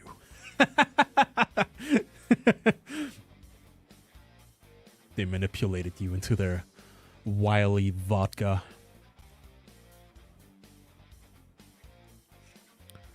That is genuinely extremely impressive to speak that many languages. I've gotten by in Mexico the few times I've been there. but I know I sound like a dumbass. Look, again, I mean, you have to keep in mind, I didn't just learn it overnight, right? I'm almost 35 now. That's over 3 decades to learn 3 languages. Obviously, it doesn't divide equally, but let's say like 10 years per language, that is completely achievable. That is why I feel so comfortable. I don't feel like I'm being racist. I don't feel like I'm being bigoted, although I'm sure I bet that like a month or 2 from now, I'm gonna have to fucking hear about the things I've said tonight. Because people are gonna give Charlie shit for me being some sort of like ice fanatic or some shit, but I don't feel bad about it at all, because I'm trying to hold people to the same standard that I hold myself. I'm not that smart of a person. If I can learn a language, so can anyone. So can anyone. You've had 2 decades. Especially to live in a place for decades and not learn a language. Like, at that point, it almost has to be spiteful. Because if you get picked up by immigration or whatever and you don't even know the words like no officer, or yes officer, yes ma'am, no ma'am, yes sir. If you don't know those words, it's almost intentional, right? Like, even if you're just watching anime, like, even if you're not a weeb, you start picking up words. Like, I don't know Japanese, but when I watch an anime with subtitles, I'm like, okay, you start picking up words, like just by through osmosis. You go, okay, Inu or Inuka or something like that must mean dog, because whenever that puppy's on screen, they say that word. And Baka must mean like idiot, because that's what the girls always yell at the boys in their class. And Bakemono, that must be like a monster or something, because that's what they keep calling the goblin. You like pick up words, individual little words, right? To live in a place for decades and not know a single word, that almost feels spiteful. It almost feels intentional, like you're angrily refusing out of spite to learn a language, almost like a fuck you. Like, fuck you, I'm not learning your language. I'm gonna stay here and benefit from all of the beautiful things that a first world society can provide me with, but I'm intentionally going to avoid learning your language. Can't be doing that. Any tips on learning German? I don't know why you would wanna, unless you're living there. Are you trying to learn for fun? Wait, as a German, are liquor stores a real thing? Yes, Shigure. In America, that surprised me too. Like in Germany, you can walk into literally any supermarket, the same one where you buy your groceries, and you can just pick like vodka off the shelf. Not so in America, because they have very goofy... I would say that's one of the more confusing things about America, where at Walmarts, they can sell you wine and like alcoholic drinks like seltzers, like a White Claw. But they can't sell you liquor. They have to have dedicated liquor stores, and only there are they allowed to sell you like whiskey.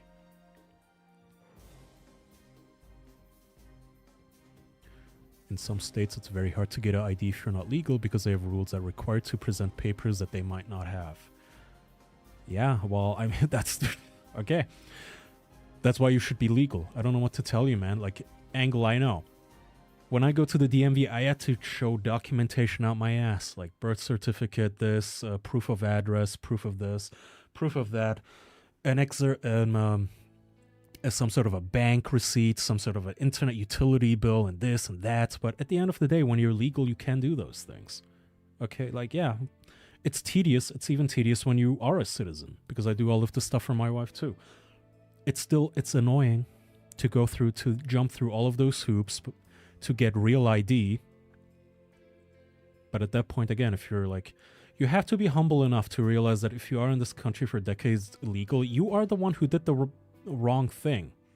Like, you are the one who did break the law. You need to be a little, like, you gotta give a little to get a little, you know? You have to be humble enough to admit, like, yeah, okay, I fucked up. Sorry, I broke the rules.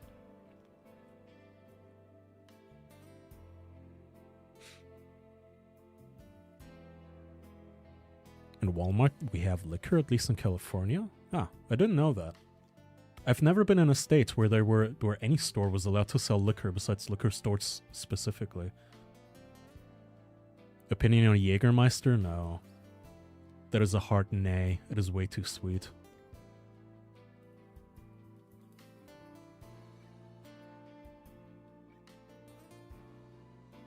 Would like to visit sometime, maybe just enough to get around and not look like a dumbass tourist. I'm glad we can all agree government bureaucracy sucks. Hard agree.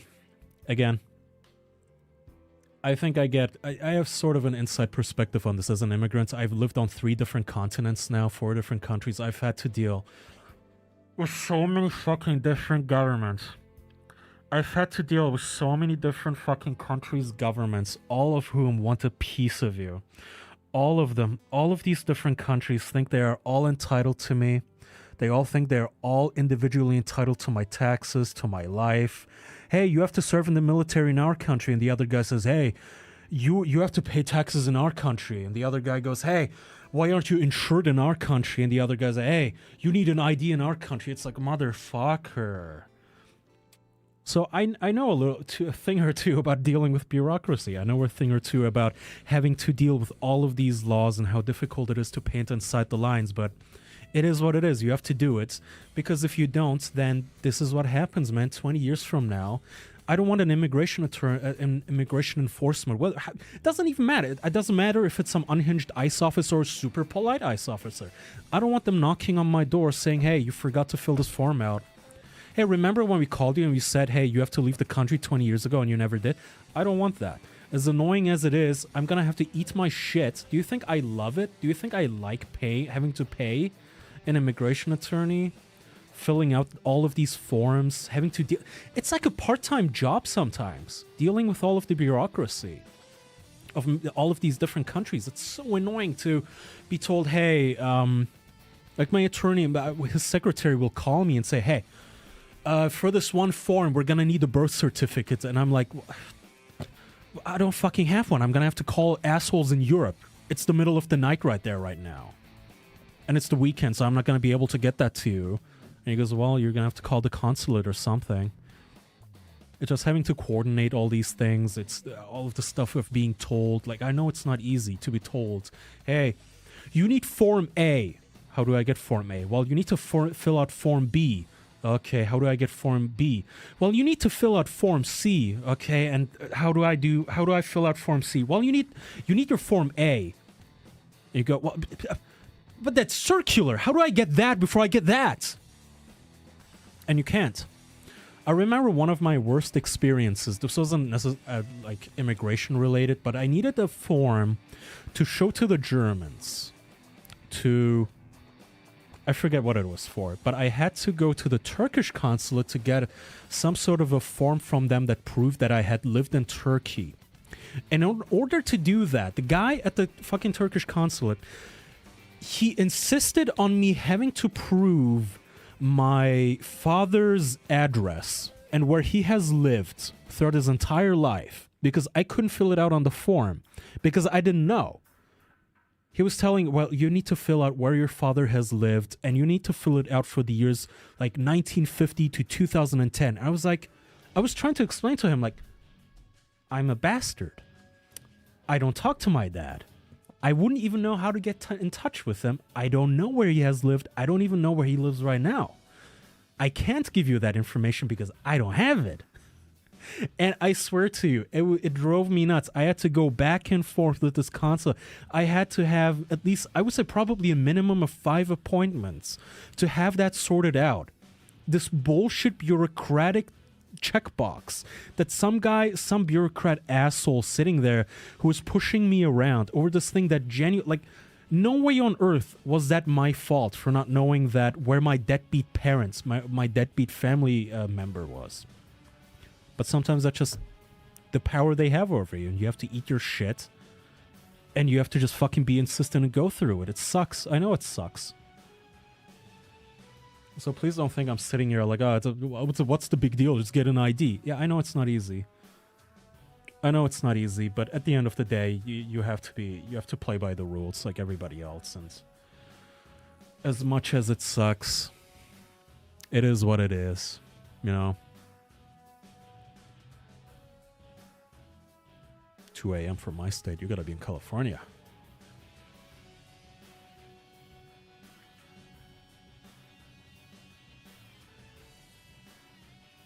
I just noticed something. You kind of look like Charlie Kirk. Somebody else said that too. Are you guys fucking with me? 2 a.m. for my state. Okay, I did end up yapping for like half an hour fucking hour about immigration. You guys are getting me on tangents today, and I don't know why I have so much energy today, actually. I also have to get up at 7 a.m. tomorrow for a doctor's appointment. Oh, wait, not California. Sorry, I'm retarded. You must be in Florida? We're here for the app. I can't wait for this, like, whole thing to come back to me, for me to get called a fucking racist, because I said that you should be able to talk a language where you live. Sometimes I feel like I have the most tepid, normal, normie, reasonable opinions, and I still get shit for it, but it is what it is, I suppose.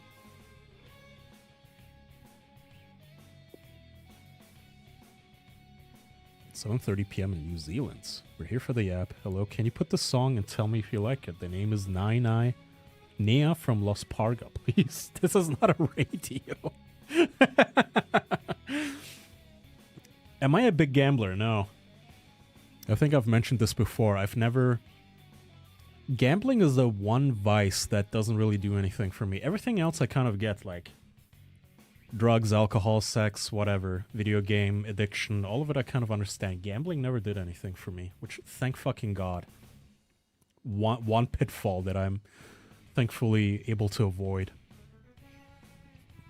Kaya, you're brown. It's okay, yeah. Maybe I need to dim the lights more so I look a little more swarthy. Can't have a normal opinion. You need to take a side. I am taking a side, though. The thing is, I'm not writing a fence here. Like, my side is very, very, very clear. If you're an immigrant, play by the rules and be nice. Be polite. Understand that you are asking for a privilege. You don't have a right to live anywhere you please. You don't have a right to be... Like, no matter where you're born, you don't just have some God-given right to just move to fucking Japan and stay there forever, even if they don't want you. You don't have the right to violate the consent of Germans or Americans or the Japanese or the Swiss or the fucking whatever, the Brazilians, anywhere you want to move. You are hat in hand. You're asking politely, hopefully, for a privilege. Hey, may I stay here? May I stay here? I will do my best to abide by the law, pay my taxes, be a good boy, be a net contribution to your society, be a good neighbor, help my fellow man, not scam anyone, not commit fraud, not drive drunk, have an ID on me, be a good human being, and when you speak to me in the language of your own country, I will do my best to understand what you're saying. That's all. That's my side.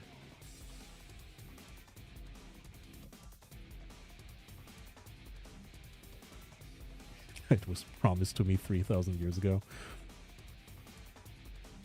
Squatters' rights, yeah. It really is squatters' rights, and I disagree with it. Okay. Enough yap. 3 hours. That might be my longest stream yet. I will. You know what? I'm gonna plug my Discord again. In the chat, I'll put the link in case anybody wants to join. I don't know when we'll have the next, movie nights? Might be tonight, might be in a week, might be never. I don't fucking know. No promises. I learned not to make promises, just like with the Life is Strange shit. I'm not gonna bullshit anybody. But we have a Discord. There's schizos in there. People who like to yap. We're pretty liberal with what I allow. Like memes and offensive shit, so I don't ban people even if you want to come and be like, I disagree with you, you're a fucking retard. You can literally invite me to a voice chat and tell me to my face if you think I'm retarded about something, and we can duke it out. So here's the Discord link, in case anybody wants to join. And thank you again for subscribing today. And the donation as well. I'm glad one person found the donation link today. And I hope everybody had a nice time yapping about Europe and immigration and Lakari embarrassing himself further on the internet. Follow Jackson's Upscrolled account. Where is it? Did I close it already? Damn it. Okay, well, it's Zealot on PC on Upscroll to make him famous, gang. When do I stream? Thursdays. For now. Thank you, Awawa, Maru. You guys, I'm a lurker. Alright, see you everyone. Have a nice rest of your Thursday. And I hope everybody sleeps tight. Thanks for watching and yapping with me. Bye-bye.